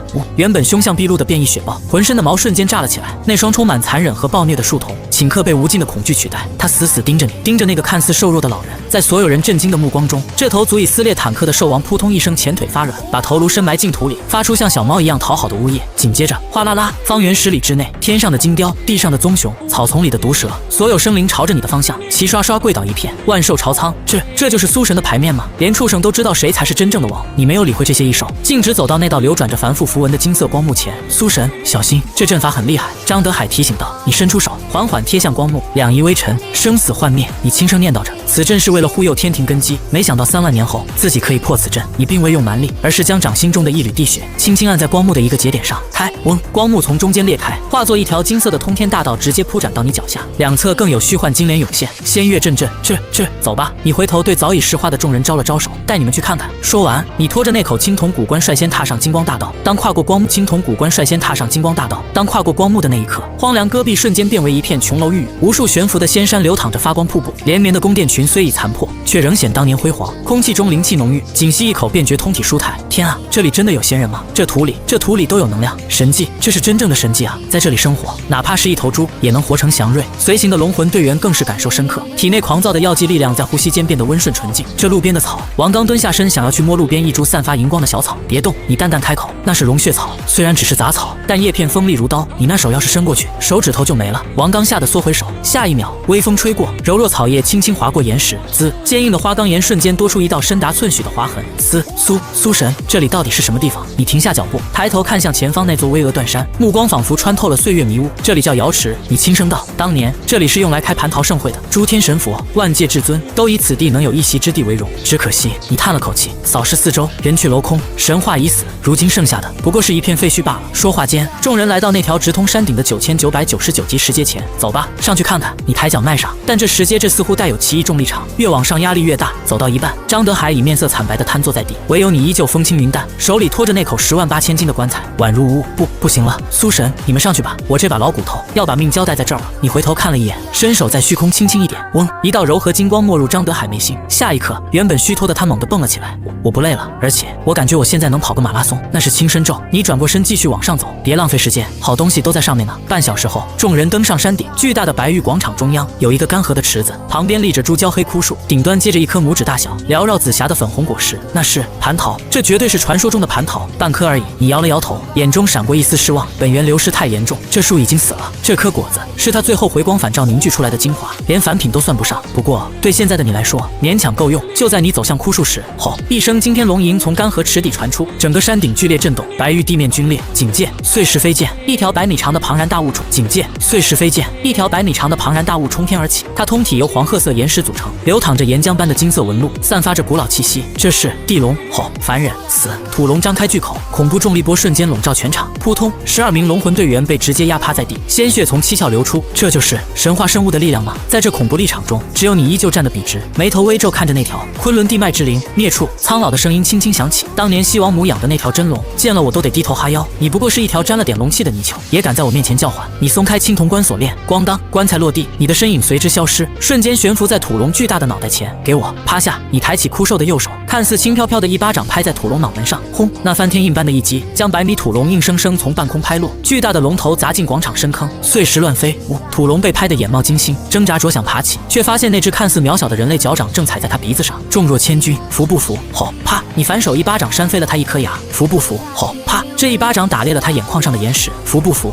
啪！我问你服不服？你呜什么呜？听不懂人话。连续10几巴掌下去，这条半步黄级的地脉土龙被打得缩成一团，两只前爪抱着脑袋，暴虐的大眼睛里竟然流出了2行眼泪。呜！看到这一幕，趴在地上的雷震和龙魂队员们只觉得三观尽碎，那可是能秒杀他们的超级怪物啊！就被你像训孙子一样打得哭爹喊娘，早这么听话不就完了？你收回脚，有些嫌弃地擦了擦手上的泥土，看在你修行不易，又是这昆仑地脉所化的份上，我就不吃你了。正好这地方缺个看门的，你指了指那株枯死的蟠桃树，以后你就盘在那，给我看好这棵树，要是少了一片叶子，我就把你炖了做龙凤汤。土龙闻言如蒙大赦，连连点头，只要不被打脸，别说看门，看厕所都行。他乖巧地缩小成2米长的迷你小龙，老实地盘在树根下，讨好地冲你摇了摇尾巴，搞定了看门狗。你转身走向那颗粉红色的蟠桃，摘下，张口吞入，轰！磅礴的生命精气瞬间冲刷4肢百骸，你那千疮百孔的5脏6腑开始贪婪地吸收修复。肉眼可见的，你脸上的皱纹抚平，银发变得晶莹剔透，佝偻的脊背彻底挺直。虽然看起来仍是老者模样，但那种行将就木的死气已然消散。呼！你吐出一口带着淡淡桃花香的白练，延寿10年。你握了握拳，虽然距离重回巅峰还远。延寿10年。你握了握拳，虽然距离重回巅峰还远，但这颗蟠桃补足了最亏空的生命本源。只要本源不枯，你就能通过吞噬魔核无限恢复战力。恭喜苏神，贺喜苏神！雷震连忙带头祝贺。你摆了摆手，环顾四周云雾缭绕的仙境、灵泉池水以及虽然残破却依旧宏伟的宫殿，突然有了一个主意。雷震道：“雷震立正，你觉得这地方怎么样？人间仙境，风水宝地。”雷震由衷赞叹，这里的空气环境比咱们那个地下避难所强了1万倍。是啊，你点了点头。地下室太潮，对我爸的风湿不好，空气也不流通，我妈总咳嗽。而且那个新房子虽然大，但终究是在地底下，见不到阳光，憋屈。你指了指这座昆仑之巅，语气认真。我决定了，我要搬家，就把家搬到这儿来啊！雷震愣住了，这地方大，宽敞，空气好，还能种菜。你指着旁边一块灵气充裕的空地，你看那块地，开垦一下，种点大葱白菜，绝对长得好。那个池子，把水引满，养点鱼，还有那个宫殿，虽然破了点，修缮，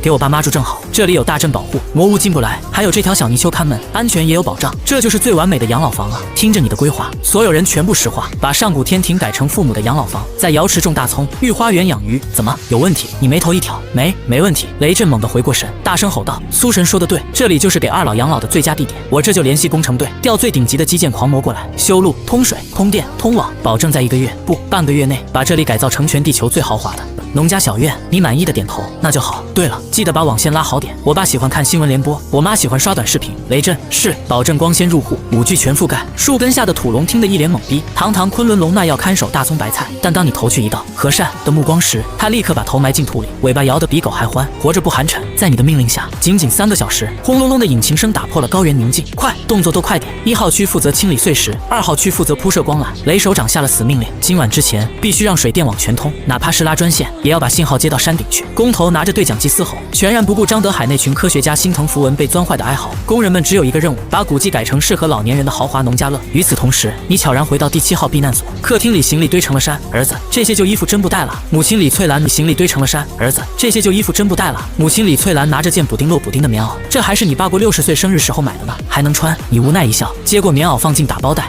都带，只要是您舍不得的，咱们都带走。那边房子大，放得下。父亲苏国柱小心翼翼地收好老式收音机，眼中带着留恋。小韩啊，咱们这一走，是不是就不回来了？爸，咱们是去享福，不是去逃难。你扶着父亲的肩膀安慰道：要是以后想那些老街坊了，我随时派车接您回来串门，或者把他们也接过去住几天。咚咚咚，雷震亲自带着警卫员站在门口，满脸堆笑的像个搬家领班。苏老哥，李大姐，车已经在下面等着了，我来帮你们提东西。搬家车队驶出避难所，二老3年来第一次看到天空，激动得热泪盈眶。几个小时后，经过改装的鲲鹏运输机悬停在昆仑之巅，透过舷窗看到那座悬浮云海、金光万丈的山峰。苏国柱手里的茶杯当啷掉落，儿子，老爷子结结巴巴指着窗外，你说的那个单位分的房子就是这儿。李翠兰也傻了，这是天宫吧？咱们是不是死了升天了？你握住母亲的手，输入一道柔和伶俐安抚。妈，说什么呢？这就是个建在山顶的疗养院，空气好，以前是古代皇帝避暑的地方，现在归国家管，我是顾问，有特权，借给咱们住。皇上住的地方啊。李翠兰似懂非懂，那咱们住这儿算不算僭越啊？飞机降落瑶池广场，经过数千工程兵的疯狂突击，这里已大变样，残破宫殿换上了真空隔音玻璃，白玉地面铺设了防滑地毯，现代化家电一应俱全，旁边甚至立起了一座信号塔。爸妈，下车吧！你搀扶二老落地，浓郁的生命精气扑面而来，瞬间驱散了他们常年地下生活的压抑感。好地方，真是好地方啊！苏国柱深吸一口气，腰杆子都不自觉挺直了。就在这时，汪汪汪，一阵怪异的狗叫传来，那条2米长的土龙脖子上挂着大铃铛，屁颠屁颠的跑来。为了不吓到二老，他不仅被你下了禁止缩小身形，还被迫学会了狗叫。哎呦，这谁家的狗啊？长得挺别致啊！李翠兰吓得躲在你身后。妈，别怕，你踢了土龙一脚，眼神示意，土龙立马心领神会，就地打滚，露出肚皮。这是山里养的土狗，品种特殊，叫细犬。你面不改色的胡扯，看着凶，其实特别粘人。来，大黄，给奶奶做个揖。土龙含泪直立，像模像样的拜了拜。哎呦，真灵性！李翠兰瞬间被逗乐了，掏出一块没吃完的火腿肠。来，大黄，吃肉。土龙看着那根满是淀粉的火腿肠，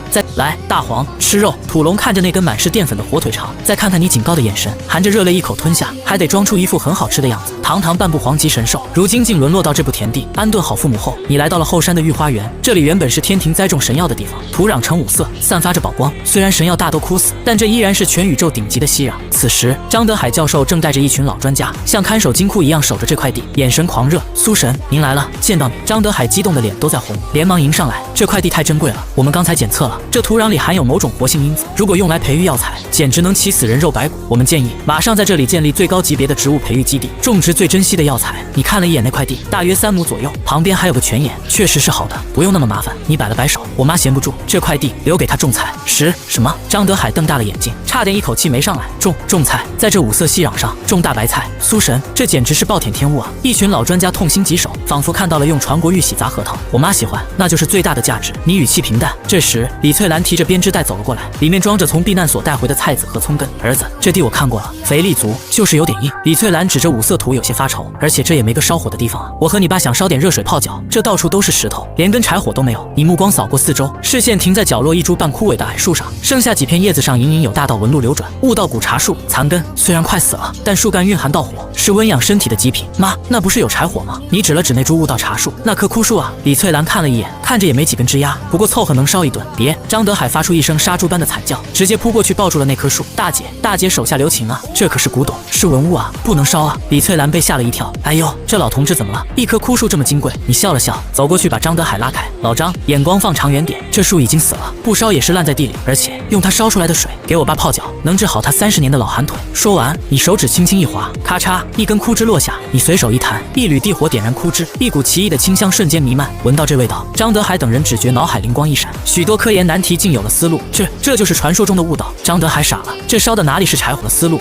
这就是传说中的悟道。张德海傻了，这烧的哪里是柴火？分明是诺奖啊！看着你已经熟练架锅给父母烧细脚水，张德海只能含泪蹲在旁边，贪婪地吸着烟气，蹭一点是一点吧。入夜，昆仑山顶星河璀璨，父母坐在院子里，泡着悟道茶树烧的热水，吃着魔黄肉包子，满脸满足。那条半部黄级的大黄狗正卖力地给李翠兰当暖脚宝。老头子，这日子真像做梦一样啊！是啊，你站在宫殿顶端看着这一幕，嘴角微扬，眼底却闪过一丝凝重。家安顿好了，接下来该办正事了。你转身看向东方海平面的深渊之眼，更遥远的星空深处，几股恐怖气息正在加速靠近。3个月太慢了。你手中多出一枚黑色令牌，从修罗身上搜出的深渊通行令。既然你们过不来，那我就过去，把那个所谓的深渊位面变成我的后花园。正好这瑶池里的鱼塘还空着，需要抓点更高级的海鲜回来养着。你身形一闪，没入夜色。次日清晨，一条消息震撼全球：龙国特别顾问苏涵将于今日启程，单人独闯深渊位面，代号大扫除。英国白宫，史密斯上将摔碎了咖啡杯。疯子，这个龙国人是个疯子，那里可是魔物的大本营。他想干什么？想一个人单挑一个世界吗？而此时，你已站在地狱之眼的漩涡前，身后是雷震、数万将士以及屏幕前亿万龙国同胞。别搞得像生离死别一样，你笑容轻松写意。我就是去邻居家串个门，顺便进点货。这几天你们好好练广播体操，等我回来给你们带真正的土特产。说完，你在万众瞩目下一声迈出，直接跳进吞噬无数生命的漩涡。嗡，漩涡震荡，通道入口竟然被你反手给关上了。雷震无语，全世界无语。深渊位面，第一层黑市荒原，天旋地转后，你双脚踏上实地，俯视恶臭扑鼻，3轮紫月悬空，10倍重力足以将普通人压成肉泥。环境是差了点，你提着红蓝编织袋，拽着青铜棺，嫌弃的扇了扇鼻子，空气质量严重超标，比以前那种老工业区还呛人。这是一片黑色荒原，遍地尖锐黑曜石与巨大兽骨，远处可见巍峨黑城，空中有石像鬼盘旋。但在你眼里，这景象完全变了味。你盯着满地黑曜石，那是太阴黑金。你走过去踢了踢一块脸盆大小的石头，虽然杂质多了点，但用来铺路不错。我看昆仑山那边的石阶有点滑，换成这个防滑耐磨。又看向那些散发幽光的巨大兽骨，那是深渊猛犸的象牙，硬度堪比金刚。正好我妈说想在院子里搭个葡萄架，这玩意儿做立柱肯定结，堪比金刚。正好我妈说想在院子里搭个葡萄架，这玩意儿做立柱肯定结实，几万年都不带烂的。你像个逛建材市场的大爷，一边嘀咕一边挑货。荒原深处，一支巡逻队正在靠近，领头的是浑身燃烧绿火的5米级地狱火统领，身后跟着上百骷髅兵。吼，有生人的气息。地狱火统领空洞眼眶中魔火跳动，他闻到了微弱却纯净的血肉味。自从3年前入侵地球，从未见过食物敢主动送上门。嘎嘎，是迷路的老头。侦察石像鬼汇报。统领定睛一看，前方乱石堆里，一个瘦小的人类老头正拿着小铲子吭哧挖着什么，毫无魔力波动。哈哈哈，真的是个老头。兄弟们，开饭了！魔物们沸腾了，像饿疯的野狗般嚎叫着冲向你。你正专心挖着一块品相不错的太阴黑金，准备给老爸做磨刀时，地面震动，喊杀声四起。你有些不耐烦地直起腰，吵死了！看着冲来的骷髅架子，你眉头皱成川字，眼中满是嫌弃。本来想安安静静捡点破烂，非要来送死，而且太瘦了，全是骨头架子，连个肉都没有，这让我怎么吃？地狱火统领冲到面前，举起燃烧魔火的岩石巨拳砸下，老东西，变成肉泥吧！当一声清脆撞击，统领的拳头停在你头顶3寸，被一只红蓝条纹编织带轻松架住。小伙子，火气这么大，容易伤肝。你看着大石头人摇了摇头，正好我家缺个生火的炉子，我看你这肚子里火挺旺，借我用用。手腕轻抖，编织带仿佛瞬间化作大山，砰！你像拍苍蝇一样反手抽在他脸上，地狱火统领的脑袋直接炸成碎粉。紧接着，你伸手抓进他即将崩溃的胸膛，扯出燃烧的绿色核心，地狱火种，哗啦啦，巨大身躯散落一地。这火种不错，用来烤红薯肯定香。你满意的将火种扔进编织袋，看向剩下吓傻的骷髅兵。至于你们，你叹了口气，既然来了，也不能空手回去。虽然没肉，但骨头含钙量挺高，碾碎了带回去撒在地里当化肥，应该能让那大白菜长得更壮实点。话音未落，身后的青铜骨棺猛地一震，嗡，无形波纹扩散，方圆100米内所有魔物瞬间定格，随即咔嚓崩碎成白色骨粉。你打开袋子一招手，骨粉自动飞入。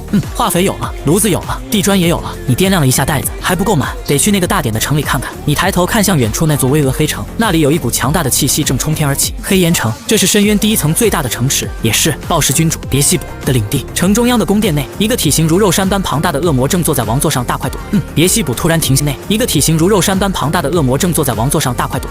别西卜突然停下了咀嚼，那双被肥肉挤成一条缝的小眼睛闪过寒光。我的巡逻队瞬间消失了，是谁？难道是其他君主来抢地盘了？他放下食物，咆哮声震的大殿积灰簌簌落下。小的们，有人敢在我的地盘上撒野，给我集结军队，我要把他生吞活剥！整座黑岩城瞬间沸腾，数万魔军如潮水般涌向城门，无数魔晶大炮对准了荒原。你拖着棺材，慢悠悠地走到了城下，看着高达100米的深海玄铁城墙，你不仅没有畏惧，反而掏出了小本子。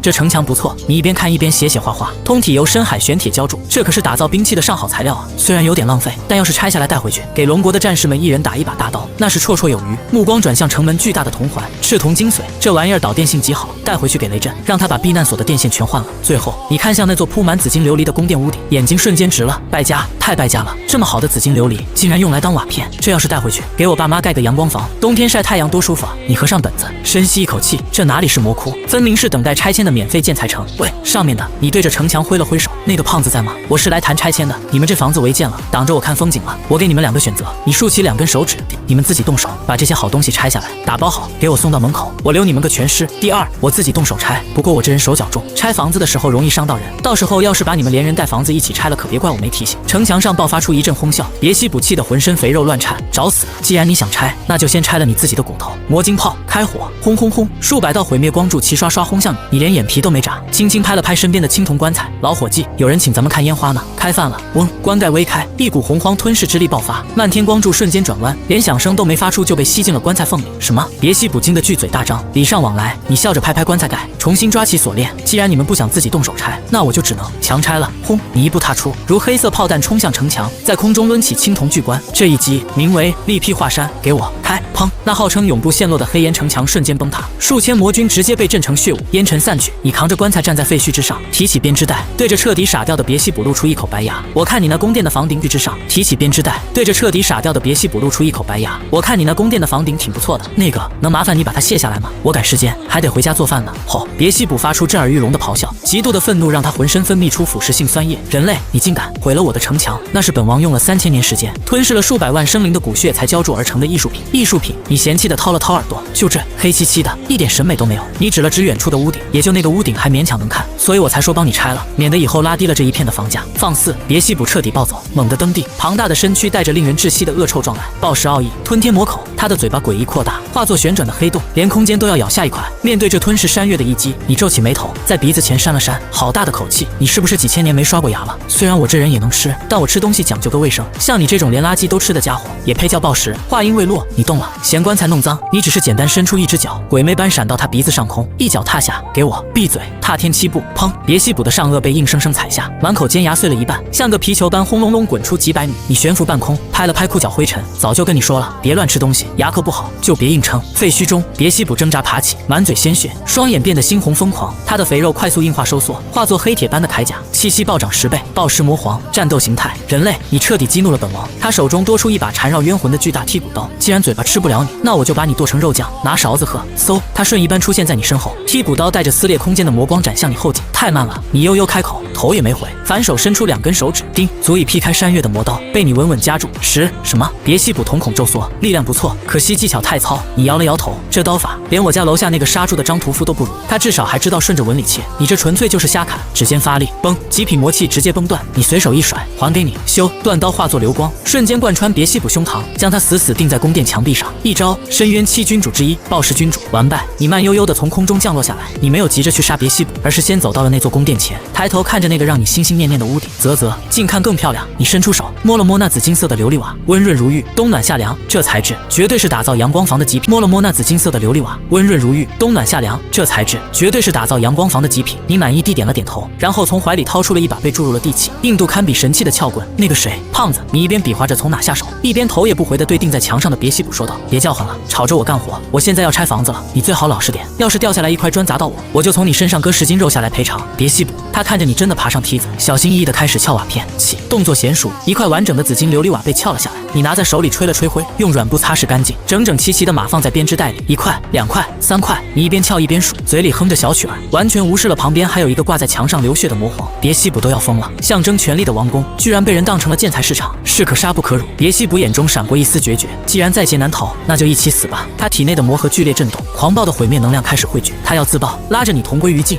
你动作微微一顿，有些无奈地放下了撬棍。怎么一个个都这么想不开呢？都说了别乱动，容易把瓦片震碎。你转过身，此时别西卜的身体像气球一样膨胀，恐怖的波动让空间崩塌。来不及了，哈哈哈！一起下地狱吧！面对狂笑的别西卜，你并没有惊慌，只是缓缓抬起一只手，对着那膨胀的肚皮吞天术。嗡！你掌心出现一个黑色漩涡，别西卜惊恐地发现，体内即将爆炸的能量竟然不受控制地向外倾泻。呼呼呼！精纯的生命本源和魔力化作绿色洪流，源源不断地融入你的四肢百骸。不，我的力量，我的本源！在绝望的嘶吼中，别西卜那肉山般的身躯迅速干瘪，彻底变成了一张挂在墙上的皮。他的一身精华连同魔核都被你炸得干干净净。哥，你收回手，打了个饱嗝，脸色更加红润，枯竭的气海终于有了一层浅浅的水面。这胖子虽然长得丑，但这油水是真足啊！你感叹了一句，重新拿起撬棍，心情愉悦。好了，也没人吵了，继续干活。接下来的2个小时，对于黑岩城的幸存魔物来说，是魔生中最毁3观的时刻。他们看着你把宫殿房顶掀了个精光，拔了盘龙柱，卷走了红地毯。当你终于停手时，那座辉煌的暴石魔宫已经连毛坯房都不如，真正的家徒四壁，连窗户框都没剩下。呼，差不多了。看着满满当当的3个大编织袋，你满意的点头。这趟没白来。你将袋子系好，挂在青铜棺材上，拖着战利品向城外走去。即将走出城门时，你突然停下脚步，回头看向天边，几道极其强大的气息正在快速逼近。哟，来客人了！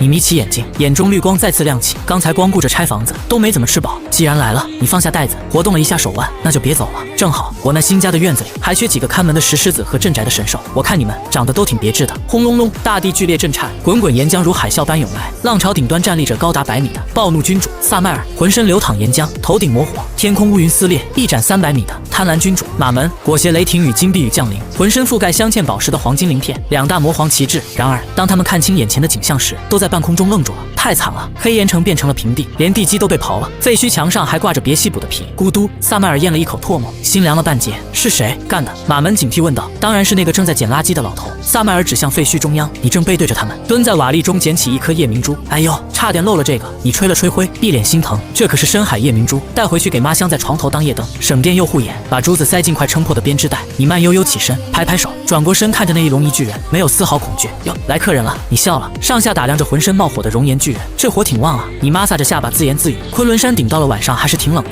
虽然有巫道茶树，但那是用来泡脚的，总不能天天烧。要是能有个全自动、无污染，还能声控调节温度的暖炉。接着，你目光火热地看向那头满身黄金宝石的巨龙，败家，太败家了！这么多黄金宝石就这么贴在身上，不嫌沉吗？我妈一直念叨着想要个金镯子，我爸想要个金烟斗。你吞了口水，眼里的绿光比宝石还亮。这哪里是魔皇，这分明是2个行走的年货大礼包啊！人类，萨麦尔被你那肆无忌惮的眼神激怒了，你竟敢杀害深渊君主！我要将你烧成灰烬，灵魂放在魔火上炙烤1万年。轰！萨麦尔化作岩浆洪流，手中熔岩巨剑带着毁灭高温当头劈下。太热了，处于火海中心的你只是皱了皱眉，从编织袋里掏出了顺手牵羊的深海玄铁城门板。这么大的火，得压一压。你单手举起几10吨重的门板，对着劈下来的巨剑，像拍苍蝇一样反手就是一板砖。当火星四溅，接触瞬间，那把淬炼万年的魔剑被硬生生拍弯，巨大的反震力震碎了萨麦尔的岩浆手臂。什么？萨麦尔惊恐后退。我都说了，太热了。你有些不悦地放下门板，你这温度太高，不适合家用，得降温，缩地成寸。下一秒，你出现在萨麦尔巨大的脑袋前，渺小却气势骇人。给我凉快点！你对着他的眉心轻轻一指，大地秘术风字诀。嗡，金色风字印入眉心，萨麦尔身上的魔火迅速萎靡，岩浆身躯冷却凝固，变成了一尊黑色的岩石雕像，只有胸口火种散发着温和的热量。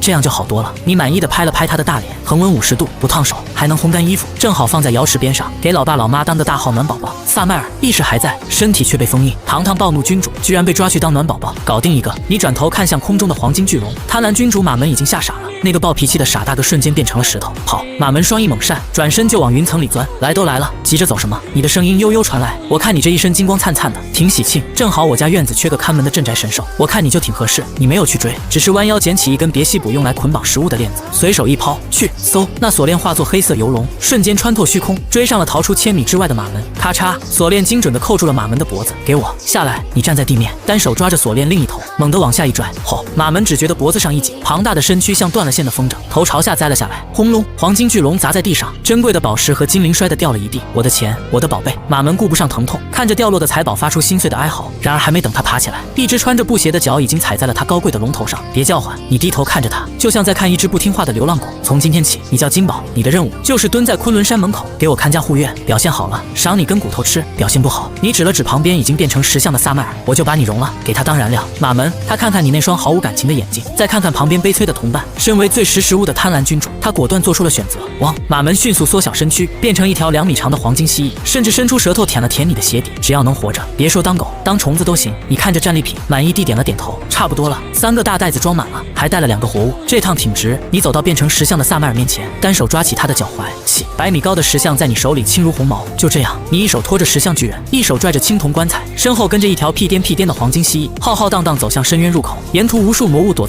在暗处瑟瑟发抖，眼睁睁看着那个恐怖的人类把他们的王当行李拖走，把家园当建材市场拆光。地球，昆仑山，瑶池广场。深夜，雷震和张德海等人焦急地守在空间节点前。有动静，仪器发出尖锐警报，能量指数飙升，有东西要出来了！警戒，全体警戒！王刚大吼一声，12名龙魂队员立立刻举枪对准漩涡，所有人心都提到了嗓子眼，出来的会是苏神还是追兵？嗡，漩涡猛地扩大，一只穿着老北京布鞋的脚迈了出来。呼，终于到家了！雷震等人大喜过望。苏神，然而下一秒，所有人都僵住了。你身后先是拖出一口挂满蛇皮袋的青铜棺材，紧接着一座散发着滚滚热浪的小山般石像被硬生生拽了出来，再然后一条金光闪闪的生物嘴里叼着骨头，摇着尾巴跟了出来。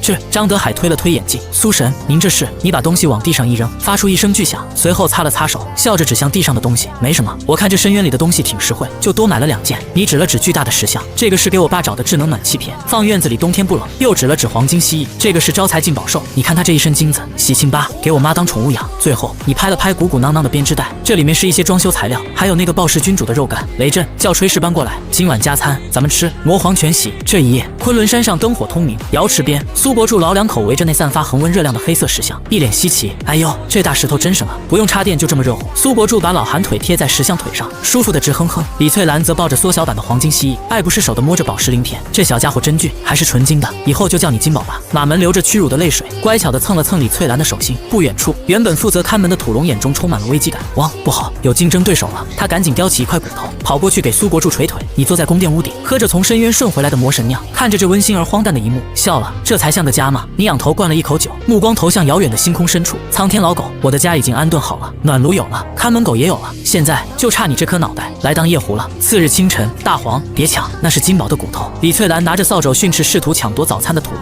那条半步黄级的昆仑龙脉委屈地趴在地上，看着马门津津有味地啃着辐射惊人的魔皇腿骨，心里苦不堪言。院子另一角，苏伯柱坐在小马扎上，拍着萨麦尔的膝盖。别说，这洋货就是好使，这温度刚刚好，把我的老韩腿烤得暖烘烘的，比以前那个电热毯强多了，还不用插电。石像里的萨麦尔神魂咆哮却发不出声音。堂堂暴怒君主，竟沦为暖脚器，奇耻大辱！后山曾经的天庭炼器台，如今成了你的装修现场。你只穿了一件白色背心，手持暗金色撬棍。张德海和一群材料学家围在旁边，手握速效救心丸。这块深海玄铁是从黑岩城墙上拆下来的，重达3万吨。你单手拎起巨大的黑色金属板，如同拎着泡沫板，硬度不错，就是有点脆，得重新练一下。话音刚落，你张口喷出一缕金色地火，几秒钟内，那号称核弹都炸不穿的深海玄铁如巧克力般融化，变成一团漆黑铁水悬浮蠕动。去杂质，你手指轻弹，黑烟冒出，铁水体积缩小一半，散发出晶莹的幽蓝光泽。这是玄铁精母。张德海惊呼。按照古籍记载，100吨玄铁才能提炼出1两精母。苏神这一口气提炼了几万吨，你没有把它做成兵器，而是神念一动，控制液体拉伸变形，化作一圈细密的篱笆网。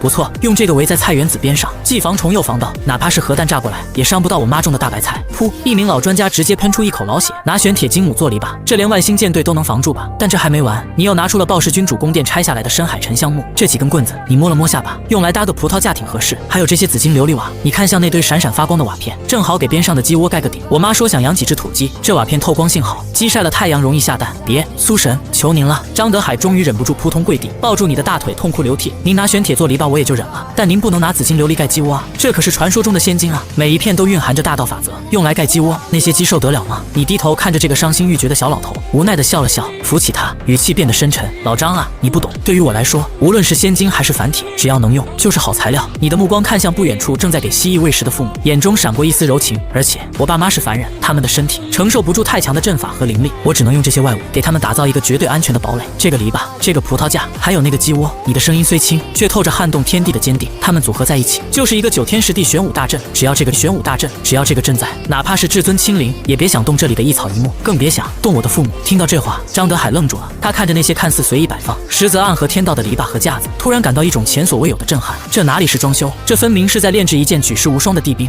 我懂了。张德海擦干眼泪，深深地鞠了一躬。苏神，需要帮忙吗？虽然我们炼不了气，但搬砖还是可以的。行，你把那把撬棍递给张德海，帮我把那堆太阴黑金砸碎了，我要铺一条鹅卵石路，给我爸按摩脚底板。张德海，太阴黑金砸碎了按摩脚底板，他已经彻底麻木了。地球另一端，英国，史密斯上将此时正处于崩溃的边缘。废物，都是废物。他掀翻了办公桌，看着那1000名因偷练第8套广播体操而瘫痪的超级士兵，满眼绝望。将军，最新的情报。情报官小心翼翼地递上文件。龙国的龙魂突击队在修炼了苏寒提供的完整版功法，并配合特制药膳后，全员突破了人体极限。现在他们哪怕是一个普通的列兵，单臂力量都超过了5吨，而且他们似乎掌握了一种气，可以隔空伤人。情报官调出一张卫星照片。另外，苏寒昨天去了深渊一趟，把深渊第一层给拆了。原本矗立着巨大黑岩城的深渊入口，此刻只剩下一片连地基都被挖走的光秃秃平地。上帝啊！史密斯瘫坐在椅子上，我们到底在跟什么样的怪物作对？就在这时，红色的紧急电话响起，这里是天谴计划指挥部。那头传来冰冷的声音：史密斯将军，鉴于龙国的力量已经严重失衡，威胁到了世界的格局，我们决定启动最终底牌。什么底牌？我们唤醒了51区冰库里的那个东西。史密斯瞳孔猛缩：你们疯了吗？那个东西根本不可控，它是恶魔，是比深渊还要恐怖的怪物。我们别无选择，如果不阻止苏寒，英国将沦为2流国家。记住，这是为了自由。电话挂断，史密斯知道那个被封印了半个世纪的外太空恐怖生物兵器被释放了。昆仑山瑶池，经过你一整天的炼制，这座破败的遗迹已彻底变了模样。一座低调奢华的四合院矗立在瑶池边，玄铁金母做篱笆，太阴黑金铺地砖，深海沉香木搭葡萄架，就连鸡窝顶都是紫金琉璃盖的。院中央那套石桌石凳，更是用战魔黄修罗的兵器重铸而成。爸妈，来看看新家怎么样？你擦了擦手上的灰，像个等待夸奖的孩子领着二老进院。哎呦，这房子真气派啊！苏国柱背着手四处摸看，这地砖真不错，踩上去，这地砖真不错，踩上去脚底板热乎乎的，一点都不凉。那是，这可是好东西。你笑了笑，没敢说是能砸死至尊的太阴黑金。李翠兰则一眼相中了那个鸡窝，嚯，这鸡窝盖的比皇宫还漂亮。儿子，这瓦片挺贵的吧？闪亮亮的，别是金子做的吧？嗨，就是普通的琉璃瓦，地摊上买的，10块钱一片。你面不改色的撒谎，主要是为了让鸡心情好，多下蛋。那就好，那就好。李翠兰乐呵呵的去研究怎么在篱笆边种葱。就在一家人其乐融融时，突然，嗡，你眉头微皱，一股既不属于深渊也不属于苍天霸主，带着科技与生物变异扭曲感的邪恶气息正在快速逼近。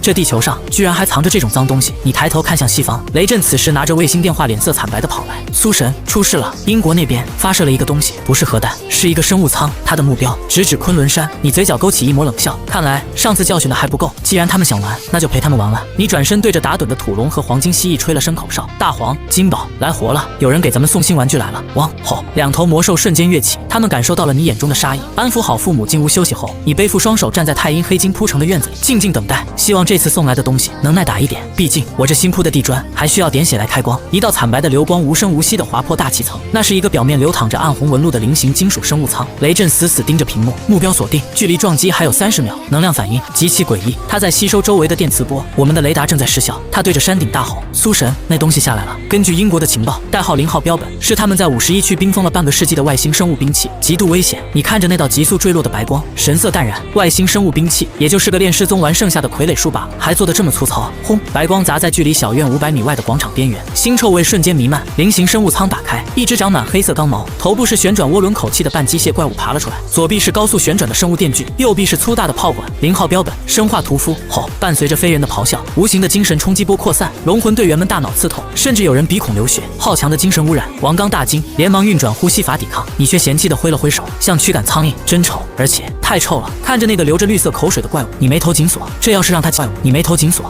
他进院子，我还得重新拖地，而且这味道要是飘进屋里，熏着我爸妈怎么办？你低头看向脚边的看门兽，指了指远处的屠夫。大黄、金宝，去把它处理了，记住别弄脏了地板，还有动静小点，别吵醒我爸妈。2只宠物对视一眼，敢在主人的地盘乱叫抢饭碗，找死！嗖，2道身影瞬间冲出英国地下指挥室。史密斯兴奋地握紧拳头，成功了！这可是当年我们在罗斯威尔坠毁飞船里提取的基因，融合了最先进的机械改造技术。它没有痛觉，没有恐惧，能吞噬一切有机物自我修复，哪怕是那个苏寒。话音未落，屏幕上的画面让他卡住了。那只恐怖的屠夫面前突然窜出一只土黄色的狗和一只金闪闪的蜥蜴，那是什么？龙国的宠物？参谋愣住了，下一秒土狗人立而起，脸上露出极具人性化的嘲讽。汪，孙子，爷爷教你怎么做人。土龙猛地一跺脚，轰隆，大地法则发动，屠夫脚下的白玉地面瞬间化为流沙，将他半截身子吞没，随即凝固成比钢铁还硬的花岗岩。紧接着金蜥蜴翅膀一扇，恐怖龙威爆发，马门张嘴对着屠夫那根机械右臂猛吸，那是我的。磁力规则发动，咔嚓，号称能轰碎航母的生物炮管硬生生被吸断，马门像啃甘蔗一样几口咬碎吞下。呸，合金纯度太低，还有股机油味。他嫌弃地吐出铁渣。史密斯和众将领彻底石化，那可是艾德曼合金加强版啊，就这么被吃了。被困的生化屠夫暴怒，电锯狂转，背部喷射出剧毒酸液。汪，敢吐口水，你没素质！土龙大怒，深吸一口气，肚子猛地鼓起，对着屠夫那涡轮状的大嘴喷出一口地脉原磁炮。轰，土黄色光柱直接轰进屠夫嘴里，咕嘟，屠夫还没来得及喷毒就被这一炮堵了回去，剧毒酸液在体内爆炸，腐蚀得他浑身冒白烟。趁你病，要你命！马门化作金色闪电窜上屠夫肩膀，这个眼珠子看着像红宝石，扣下来，这个芯片看着像金子做的，挖走，这个能量核心归我了。他像个贪婪的拆迁工，两只爪子挥舞成残影，短短3秒钟，生化屠夫身上所有发光的、值钱的部件全被硬生生抠了下来。当啷，最后一块护甲落地，原本威风凛凛的0号标本，此刻已变成一个浑身漏油、满地打滚的废铁架子。完虐！英国指挥室里一片死寂，史密斯上将瘫坐在椅子上，双眼无神。他寄予厚望的终极底牌，竟然连你的一根汗毛都没碰到，就被2只宠物拆成了废品。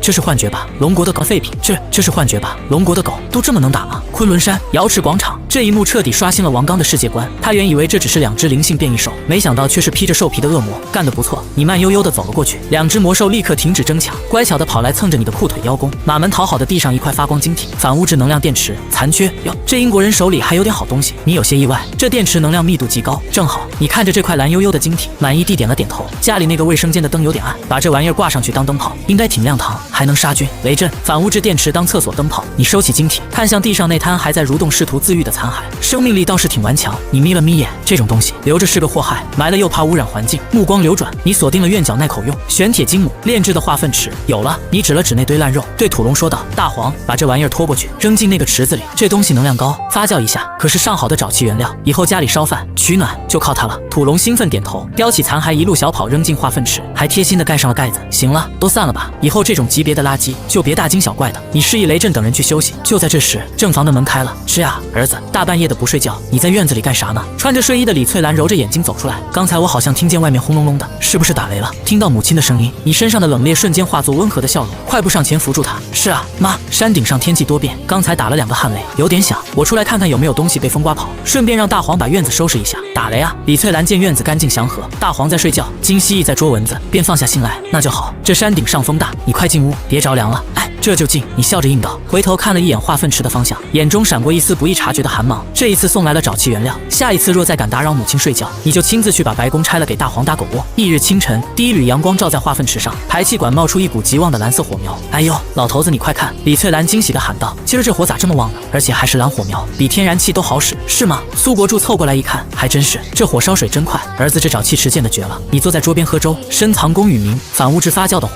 能不旺吗？这时雷震一脸严肃地拿着加密文件进来。苏神介意不说话，来文件进来。苏神介意不说话，来到院外。英国那边消停了，彻底消停了。雷震苦笑，史密斯上将据说今早突发脑溢血住院了。英国总统也紧急召开了闭门会议，宣布暂停一切针对龙国的军事行动。他们是被吓破胆了，算他们识相。你淡淡道。不过雷震脸色凝重，虽然英国不搞事了，但我们在太空的监测站刚刚收到了一组奇怪的信号。什么信号？来自月球背面。雷震指了指天空，有一艘巨大的飞船，不应该说是一座小型的太空堡垒，正在从月球背面驶出，向地球靠近。它没有回应我们的任何通讯，而且它上面刻着一个标志。照片虽模糊，但那漆黑飞船侧面清晰刻着一只被长剑贯穿的滴血独眼。看到这个图案，你的瞳孔猛地一缩，手中照片瞬间化为齑粉，那是血眼天尊的道纹。周围空气瞬间降至冰点。血眼天尊，雷震打了个寒战，也是您的仇人？不，你摇了摇头，眼中杀意凝成实质。苍天霸主只是想杀我正道，而这个血眼，他是3万年前那场黑暗动乱的发起者之一。他最喜欢的不是杀人，而是猎杀凡人，炼制万灵血珠。当年我追杀他3个星域，斩了他半个身子，让他逃进时空裂缝，没想到他竟然也找到了地球。你抬头锁定那艘逼近的太空堡垒，看来这地球上古天庭的秘密比我想象的还要诱人，连这种躲在下水道里的老鼠都赶出来了。苏神，我们该怎么办？雷震紧张问道。要发射核弹拦截吗？核弹对他没用。你摆摆手。血眼这家伙虽然实力不如苍天霸主，但手段极其阴毒，他的飞船里恐怕装着数以百万计的血奴，一旦让他进入大气层，散播血温，整个地球的生物都会在3天内化为血水，绝不能让他进来。你深吸一口气，气势节节攀升。黑色中山装在风中猎猎作响。雷震，帮我照顾好我爸妈，告诉他们我要去月球出个差，给他们带点真正的月饼回来。您要去太空，有些仗必须得打，更何况你回头看了一眼炊烟袅袅的小院和晒太阳的父母，他挡着我晒太阳了。雨碧，你一步踏出，无惧真空，平虚御风，化作一道金色长虹直冲浩瀚星空。老伙计，走，咱们去把那只独眼龙的另一只眼睛也给他戳下了。轰！青铜古棺紧随其后，如逆行流星，随你杀向域外。地球外层空间，你负手而立，脚踏青铜古棺悬停于真空，内天地自行运转，一身中山装在地气包裹下平整如新。前方500公里处，一座直径超100公里的血色堡垒正从阴影中驶，表面覆盖着仿佛还在蠕动的暗红色血痂，前端镶嵌着一颗10公里宽的猩红眼球，贪婪地注视着地球。血眼天尊，赤血要塞，真是丑得别致啊！你眉头皱成了川字。3万年不见，这独眼龙的审美还是一如既往的恶心，把自己弄得跟个烂番茄似的，也不怕招苍蝇，嘴上嫌弃，心中却警铃大作。那是移动的瘟疫巢穴，绝不能让它进入大气层，此路不通。你在青铜棺盖上轻轻一跺，咚，一道金色波纹瞬间扩散，化作巨大的空间屏障横亘在要塞之前。赤血要塞内部，血池中央，独眼中年男子猛地睁开眼。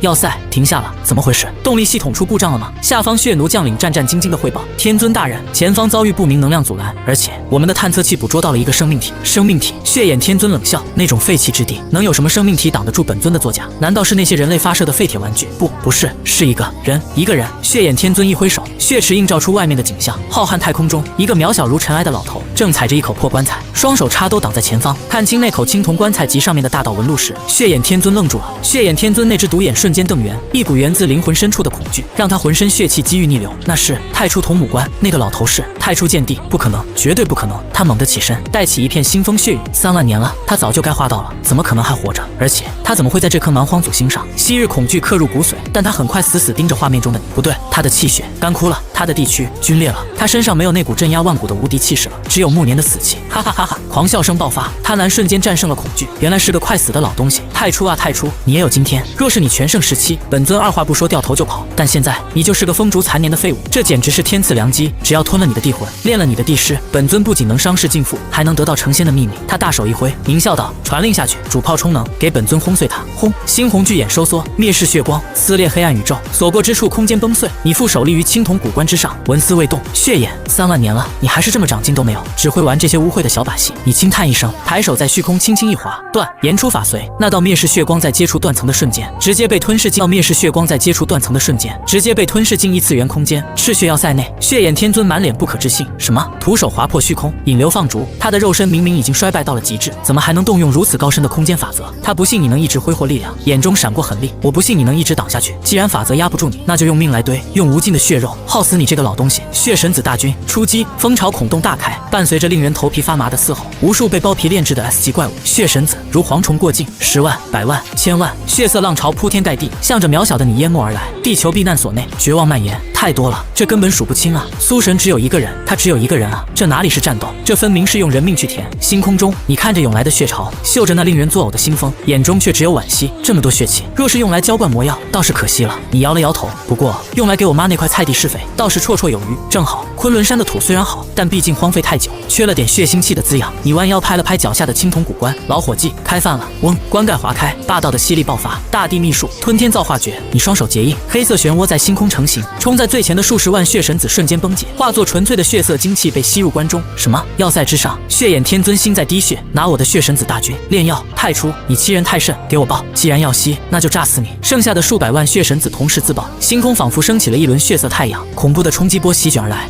米粒蜘蛛也放光华，处于爆炸中心的你白发飞舞，抬起右脚重重一踏，震道纹浮现，钟鸣响彻寰宇。那肆虐的空间风暴被硬生生按了下去，漫天血雾再次被强行吸入棺材。你拍了拍棺盖，露出满意的笑容。不错，这一炉万灵血晶品质虽然一般，但量大管饱，回头兑点水能浇好几亩地呢。啊！血眼天尊发出撕心裂肺的咆哮，终于坐不住了。太初老儿，我不杀你，誓不为尊。要塞大门洞开，他手持噬魂骨枪，一步踏出虚空，准地9重天的威压令周遭空间咔咔作响。他步步生莲，直至距你百里处停下。骨枪遥指你的眉心。太初，我承认我小看了你，烂船还有3斤钉，你这具残躯里确实还藏着点东西。但是他狞笑着，气势疯狂暴涨。你毕竟老了，刚才动用空间法则，又催动地兵炼化我的大军，你的本还动用空间法则，又催动地兵炼化我的大军，你的本源还能剩下多少？如果我没看错，你现在连极尽升华的力气都没有了吧？你没有反驳，只是捂嘴剧烈咳嗽。嗨嗨，一缕金色地血顺着指缝滴落。血眼天尊眼中贪婪更甚，看吧，你果然不行了，地血外溢，肉身将崩，你已经是强弩之末。太初，交出成仙的秘密，交出你的地精，我可以留你一个全尸。你擦去嘴角血迹，你废话真多。我虽老，气血虽枯，但杀你这种依靠吸食众生苟活的废物。你对他勾了勾手指，一只手足以。狂妄，给我死！血眼天尊暴怒，手中骨枪刺出，血杀贯心。这一枪凝聚了死之极点，快若奔雷，直刺你眉心。你依旧未动兵器，只是在枪尖临体的刹那，掌心轻轻前探，啪！那足以洞穿星辰的准地兵，竟被你的掌心硬生生抵住。一枚古老的金色符文在你掌心旋转，不灭金身。什么？血眼天尊惊恐地发现，连你的皮都没刺破，力气不错。你嘴角勾起一抹嘲讽，可惜没吃饭嘛，软绵绵的，给我挠痒痒都不够。话音未落，你手掌猛地一握，咔嚓，准地兵噬魂骨枪发出一声悲鸣，寸寸崩裂。噗！血眼天尊本命神兵被毁，狂喷鲜血暴退，满脸骇然。怎么可能？你的肉身怎么可能还这么强？你随手扔掉骨渣，轻轻拍了拍手。我说过，大地之下皆为蝼蚁，哪怕我是一只块老死的老虎，也不是你这种只会偷鸡摸狗的野狗能挑衅的。你向前迈出一步，咚，整片虚空随之颤抖。刚才你给了我一枪，现在来而不往非礼也。你也接我一招。你抬起那只枯瘦的手掌，对着远处的血眼天尊遥遥一按，翻天印，轰隆隆，星空变色，一只万丈大小的金色大手印凭空浮现。不，血眼天尊疯狂燃烧，本源想要逃遁，却绝望地发现空间已被大地领域彻底锁死。赤血要塞，给我挡住！他嘶吼着召唤巨大堡垒挡在身前，然而金色翻天印落下，势不可挡。咔嚓，堡垒瞬间崩碎。砰！血眼天尊瞬间被打得四分五裂，只剩一颗头颅被你特意控制力道留了下来。你看着那颗悬浮的巨大头颅和转动的独眼，满意地点了点头。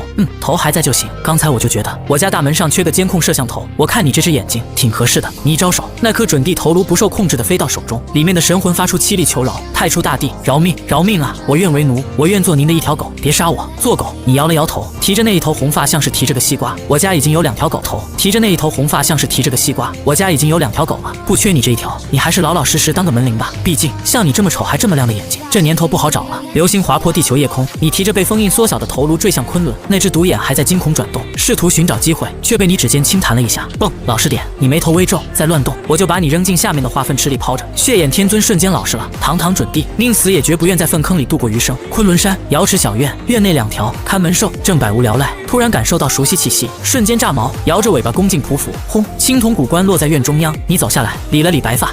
还没睡。你随手掏出2块核心碎片丢过去，拿着玩去吧。磨磨牙，汪吼，2兽如获至宝，叼着嘎嘣脆的核心跑去角落啃食。安抚完宠物，你提着头颅走到深海沉香木大门前。刚才我就觉得这门上缺点什么，在我的家乡，大户人家门口都得挂个八卦镜或者兽头，用来辟邪镇宅。虽然这昆仑山本身就是神土，没什么邪祟敢来，但既然搬了新家，这仪式感还是要有。此时的血眼天尊心中涌起无限悲凉，曾统御亿万血奴的他，竟沦为门市。变！你一指点在眉心，大地秘术化石法，辉光闪过，血肉模糊的头颅迅速石化，变成了古朴的青灰色岩石质感，独眼化作红宝石般的晶体。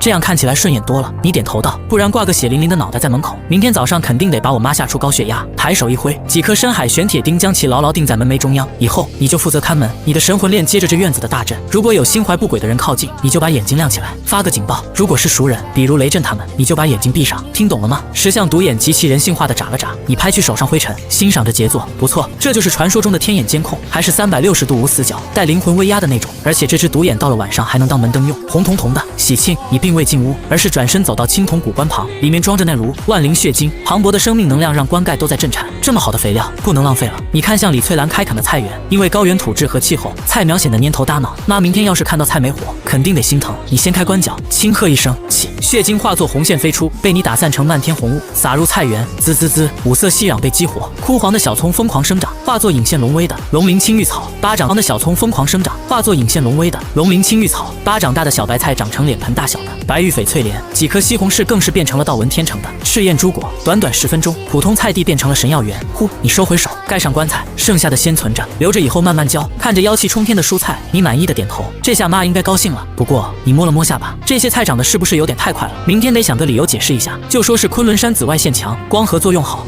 这个理由科学。忙完琐事，你坐到石桌旁，嗨嗨，剧烈咳嗽后，你掌心中多了一滩金色地血和几块灰白色碎片。身体快到极限了，哪怕有魔核和蟠桃，刚才强行催动地冰还是伤了根本。3个月，你看向浩瀚星空，血眼这种准地，我还能靠着经验和法则压制，但苍天霸主，你握紧拳头，指节发白。若是让他真身降临，以我现在的状态，哪怕极尽升华，也最多只能换掉他半条命。到时候我死了，地球也就完了。你不怕死，但你怕身后的父母沦为血食，必须再做点什么。你目光狠厉，穿透昆仑山体，看向地球核心，那里是99龙山大阵的阵眼。当年的天帝为了保护昆仑祖星，布下了这绝世大阵，锁住了地球的灵气，也隐匿了坐标。如今灵气复苏，大阵重启，但这还不够。你站起身，佝偻的身影在月光下显得无比高大。我要把这99龙山彻底炼化，我要把整个地球炼成一件无上帝兵。既然我护不住，那就让这颗星辰自己拥有杀伐之力。这是一个疯狂的计划，稍有不慎便会化道而亡。但听着屋内父母平稳的呼吸声，你笑了。老子这一生平定黑暗，独断万古，为了众生流干了血，临了临了，为了爹娘拼把命。直昆仑之巅，瑶池小院，清晨的宁静被一声惊呼打破。哎呦，我的天老爷啊！你闻声身形一闪，落在菜园边，只见昨晚才施过肥的菜地彻底大变样，小葱粗如甘蔗，白菜大如水缸，西红柿更是红得像燃烧的火球。儿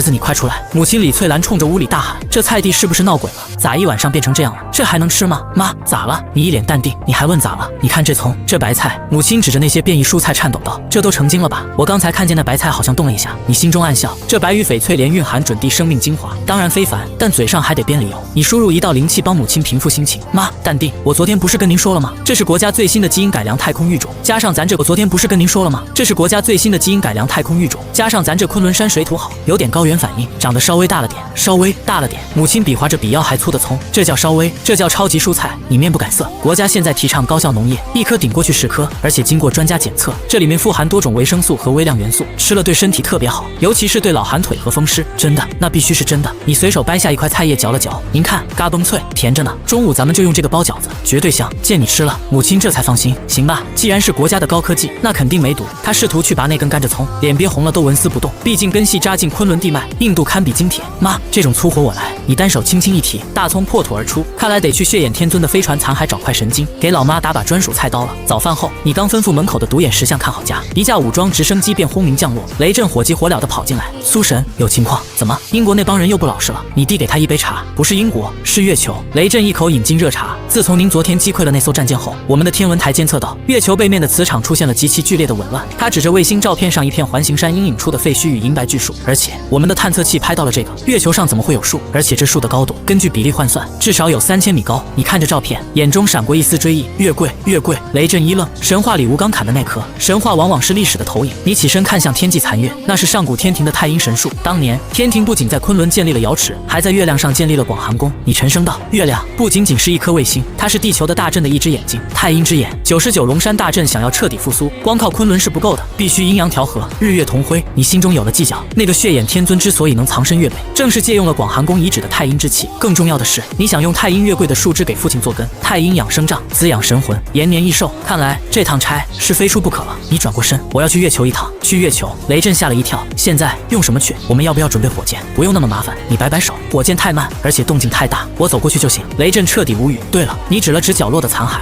那些废铁，你叫人拉走吧。那是准地级别的神料，虽然被打碎了，但里面的技术含量应该够你们研究个几百年了。回头给我换点实。被打碎了，但里面的技术含量应该够你们研究个几百年了。回头给我换点实用的东西。什么东西？给我妈弄几套好点的广场舞音响，要那种音质好又摔不坏的。还有，给我爸弄个全自动钓鱼竿，最好能自动上饵的那种。雷震嘴角抽搐，立正敬礼。是，保证完成任务，全军工品质，核动力音响都给您造出来。告别父母，带上母亲包的饺子，你在雷震震撼的目光中，一步步踏上虚空，金光大道横跨天际。你凭借缩地成寸的大神通与太初同母关的加持，如流星般划破黑暗宇宙。仅1个小时，死寂的灰白星球已在脚下。你绕至月球背面，踏入艾特肯盆地，一股直透灵魂的阴冷袭来。这是浓郁的太阴死气，眼前是巨大的废墟，残垣断壁间依旧透着昔日广寒宫的高冷意境。废墟深处，那一株高达3000米的太阴月桂通体银白，如囚笼盘绕，散发凛冽寒光。好东西！你走到树下，抚摸冰冷的树干，硬度堪比大罗银晶，自带太阴法则，用来做拐杖更是极品。你看准一根树枝，并指如刀准备斩下。吼！就在手指即将触碰树干的瞬间，一声嘶吼从树根阴影中爆发。轰！恐怖的湿气如黑色海啸淹没方圆10里。你身形飘退100米，定睛看去，只见树根下一个10米高的巨大黑影缓缓站起，那是一只腐烂大半、露出白骨的巨型兔子。它双眼燃烧鬼火，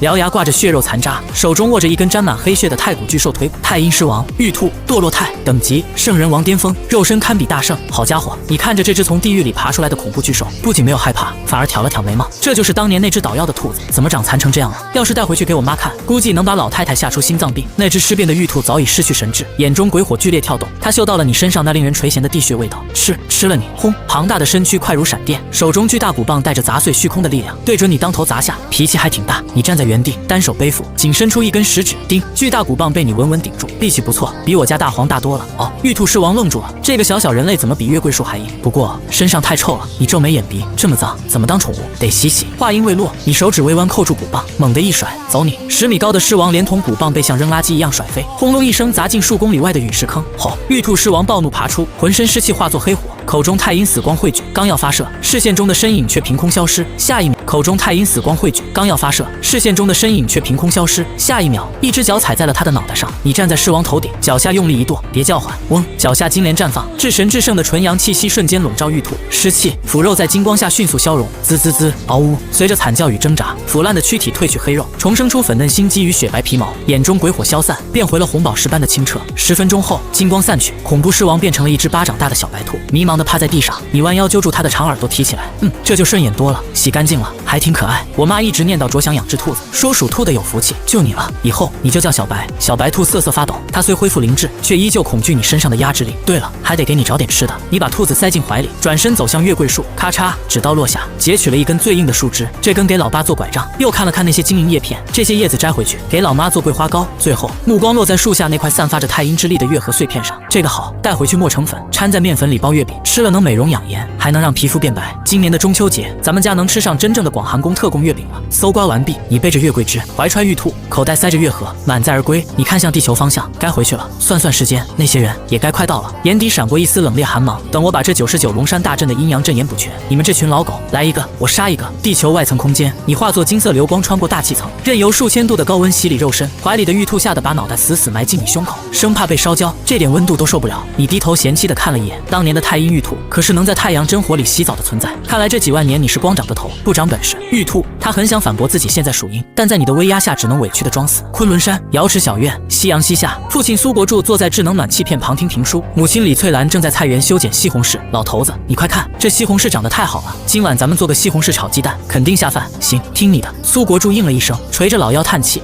这人老了，腿脚就是不争气，坐一会儿就腰酸背痛的。嗡，院内大黄和金宝猛然弹起，咻，金光散去，你背着一捆银光闪闪的柴火，轻飘飘落在院中。爸妈，我回来了。哎呦，儿子回来了。李翠兰丢下剪刀迎上来，心疼的帮你拍打尘土。咋去了这么久？说是2、3天。李翠兰丢下剪刀迎上来，心疼的帮你拍打尘土。咋去了这么久？说是2、3天，这都3天半了。你看你这脸咋有点白呢？是不是冻着了？没事，妈，这次去的地方有点偏，是个深山老林，信号不好，温度也有点低。苏国柱也好奇的走过来盯着地上的树枝。深山老林，这就是你去进的货，看着像桦树皮，又不太像，咋还发光呢？你解开捆绳，挑出那根刻画了纹路的月桂枝递过去。爸，我这次去的那座山产一种特殊的木头，叫月亮木，这种木头硬度高，而且自带温凉，握在手里能通经活络。我特意挑了一根，给您做了根拐杖。拐杖。苏国柱眼睛一亮，伸手去接，哎呦，手臂猛地一沉，险些脱手。这么沉，这是实木的，力度大。你暗中输入灵气，激活重力调节阵法。您再试试。神木瞬间变得轻重适宜。苏国柱握着拐杖轻轻一杵，一股清凉气流顺着掌心钻入4肢百骸。苏国柱浑身一激灵，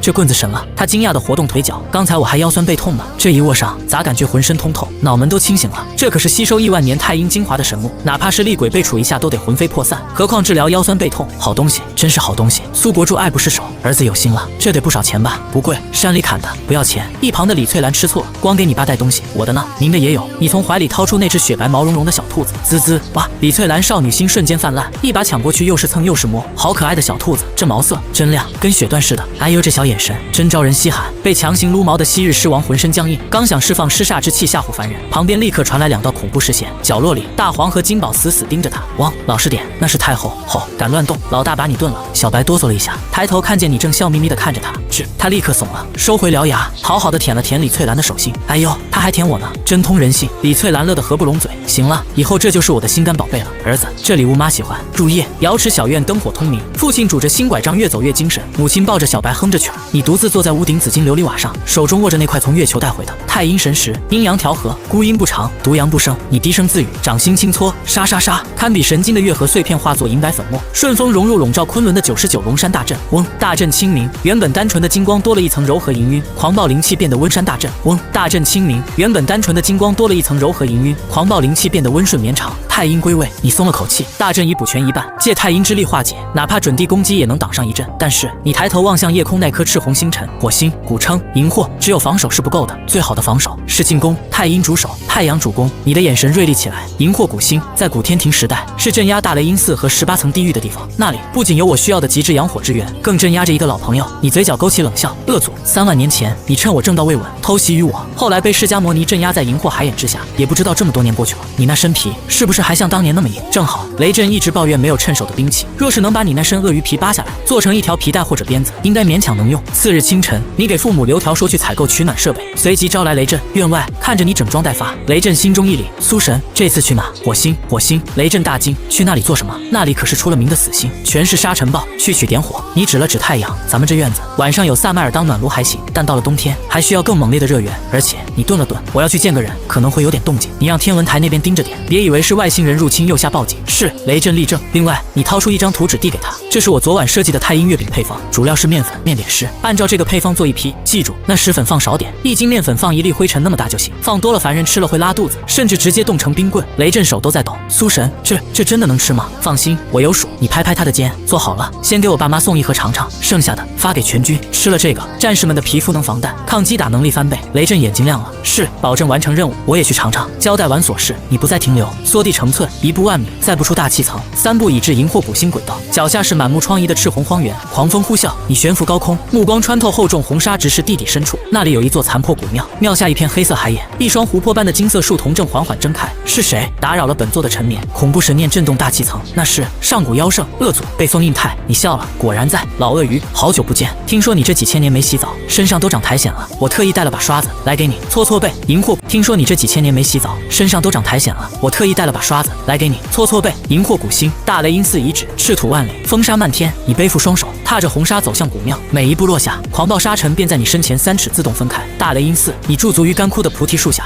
抚摸树皮，眼中闪过追忆。释迦摩尼那小和尚当年也是精彩绝艳，只可惜为了镇压这成仙路上的节点，耗尽了一世佛果。不过这封印的手法倒是粗糙了些。你望向地底深渊，18层地狱封印松动，滔天妖气正在酝酿。后低沉咆哮传来，古星颤抖，残存佛像瞬间皲裂。来了，你神色平静，嘴角微扬。数千年没见，这鳄鱼的脾气还是这么臭。荧惑地底第18层海眼，漆黑汪洋中，4根青铜巨链锁着万丈长的太古巨鳄，它脊背骨刺如剑鳞，金色树瞳散发寒光，曾横渡星空吞噬旅人的恶祖感应到了地面生人的气息，而且是气血衰败的老朽之躯。巨鳄抬手，神念贪婪锁定你，虽然肉身腐朽，但那股灵魂的味道为何如此诱人？那是地魂的余韵。恶祖瞳孔猛缩，随即狂喜，是大地的尸骸，还是即将作化的至尊？天助我也！只要吞了它，本座不仅能冲破这该死的封印，还能借尸还魂，再活一世，甚至窥探地境。轰隆隆，小的们，给我冲上去，把那个老东西给我撕碎，把他的血肉带回来给本座。地表皲裂，数以万计的黑色神鳄如潮水般涌出，瞬间将你包围。古庙前，面对铺天盖地的鳄群，你连眼皮都未抬。你一汗摇头，太小了，皮质太差，做钱包都嫌粗糙。既然不能用，那就尘归尘，土归土吧。你轻抬右脚，落地一跺，震一字落下，嗡，璀璨金色涟漪扩散，滋滋滋，接触涟漪的瞬间，冲在最前的神鳄直接气化，涟漪扫过，数万神鳄一息全灭。热身结束，你拍拍裤腿，看向脚下裂缝，老鳄鱼，别让你的徒子徒孙来送死了。我知道你醒了，出来吧，让我看看你的皮是不是还像当年那么结实。地底深处，恶祖愣住了，数万子孙竟被一脚踩没，太真火！你是太阳古教的余孽。恶祖暴怒挣扎，扯得青铜锁链哗哗作响。既然你找死，本座成全你，法相天地，魔吞天下。轰！大雷音寺遗址崩塌沉陷，一只遮天蔽日的黑色巨爪破土而出，巨爪足有1000丈，鳞片森森，指甲如天剑锋利，缭绕着妖圣法则，足以拍碎星辰，正对着你当头拍下。面对这毁天灭地的一击，你依旧背负单手，眼中的嫌弃之色却更浓了。几年没洗澡了，这指甲缝里全是你。不过你目光扫过巨爪手背，这块皮不错，纹理清晰，厚度适中，用来做雷震要的那条武装皮带正好。话音未落，你动了，没有动用任何凡夫神通，你只是伸出枯瘦的手掌，隔空轻轻一抓，大地擒拿手，虚空中丈许大的金色光手凭空浮现，刹那间时空凝固，那带着毁灭气势的妖圣巨爪竟如中了定身术般悬停半空，任凭恶祖如何催动妖力，也无法落下分毫。什么？地底传来恶祖惊恐的咆哮，这是什么力量？规则压制，你是准地。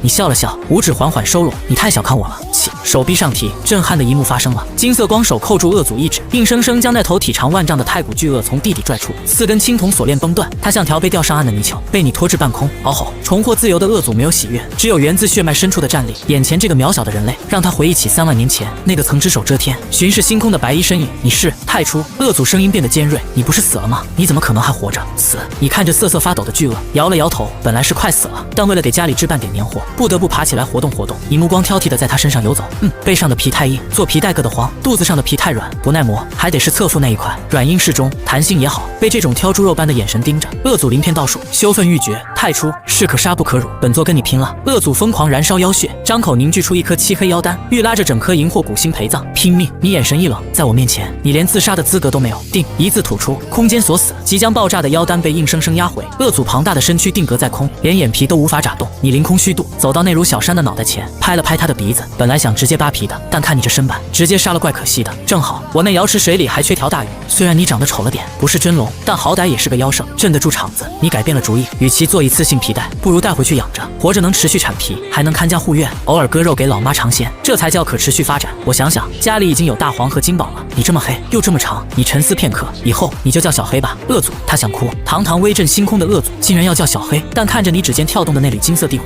他高傲的头颅终于垂下，欲垂下，两滴浑浊的泪水砸落地面，汇成湖泊。比起变成皮带，当小黑似乎也能接受。收服恶祖后，你一挥手将其缩小成巴掌大的黑鳄塞进袖口，随即看向干涸的海眼深处，那里跳动着一团纯净而炽热的赤红光芒。荧惑、极阳火精、地球大阵太阴一补，只差这极阳之力。起，你伸手一招，火精落入掌心，若非地气包裹，这拳头大小的火精足以点燃整个火星。太阴太阳，孰弱孰强，阴阳共济，天下称皇。感受着袖中月和碎片的凉意，你眼中闪过自信，有了这个，大阵的最后一块拼图就齐了。等我回去炼化了这团火精，融入昆仑龙脉，这地球，你抬头望向星空，就将成为一座真正的堡垒。哪怕是至尊亲灵想要啃下这块骨头，也得崩掉几颗牙。正欲离去，你目光扫过倒塌的菩提树根，泥土翻开处，露出残破袈裟、金银舍利子以及一本发黄的经书《阿弥陀经》，原来是大地经文的残卷。你招手射来经书，随意翻看，阿弥陀佛大帝的道，讲究信仰之力，普度众生。这东西对我没用，不过你想起家里那个爱求神拜佛的老妈，这经书里有安神定魂的功效，带回去给妈，让她没事念念，比那些广场舞强多了。顺便把这几颗舍利子串个手串，给老爸带上，辟邪。毫不客气的搜刮一空后，你最后看了一眼这满目疮痍的红色星球，荧惑已空，我也该回家了。算算时间，雷震那边的太阴月饼应该做好了，正好赶上晚饭。你一步踏出，化作金光消失在星空。袖子里新入伙的小黑正和小白大眼瞪小眼。小白，滋滋，新来的。小黑，吼，我是妖圣，我是恶祖。小白默默掏出一块月和碎片啃了一口，圣人王气息侧漏。小黑，他默默缩成一团，主人的口袋里怎么全是怪物？地球，昆仑山，雷震正指挥搬运特制月饼，天边金光一闪，你降落在院中。苏神，您回来了。雷震大喜，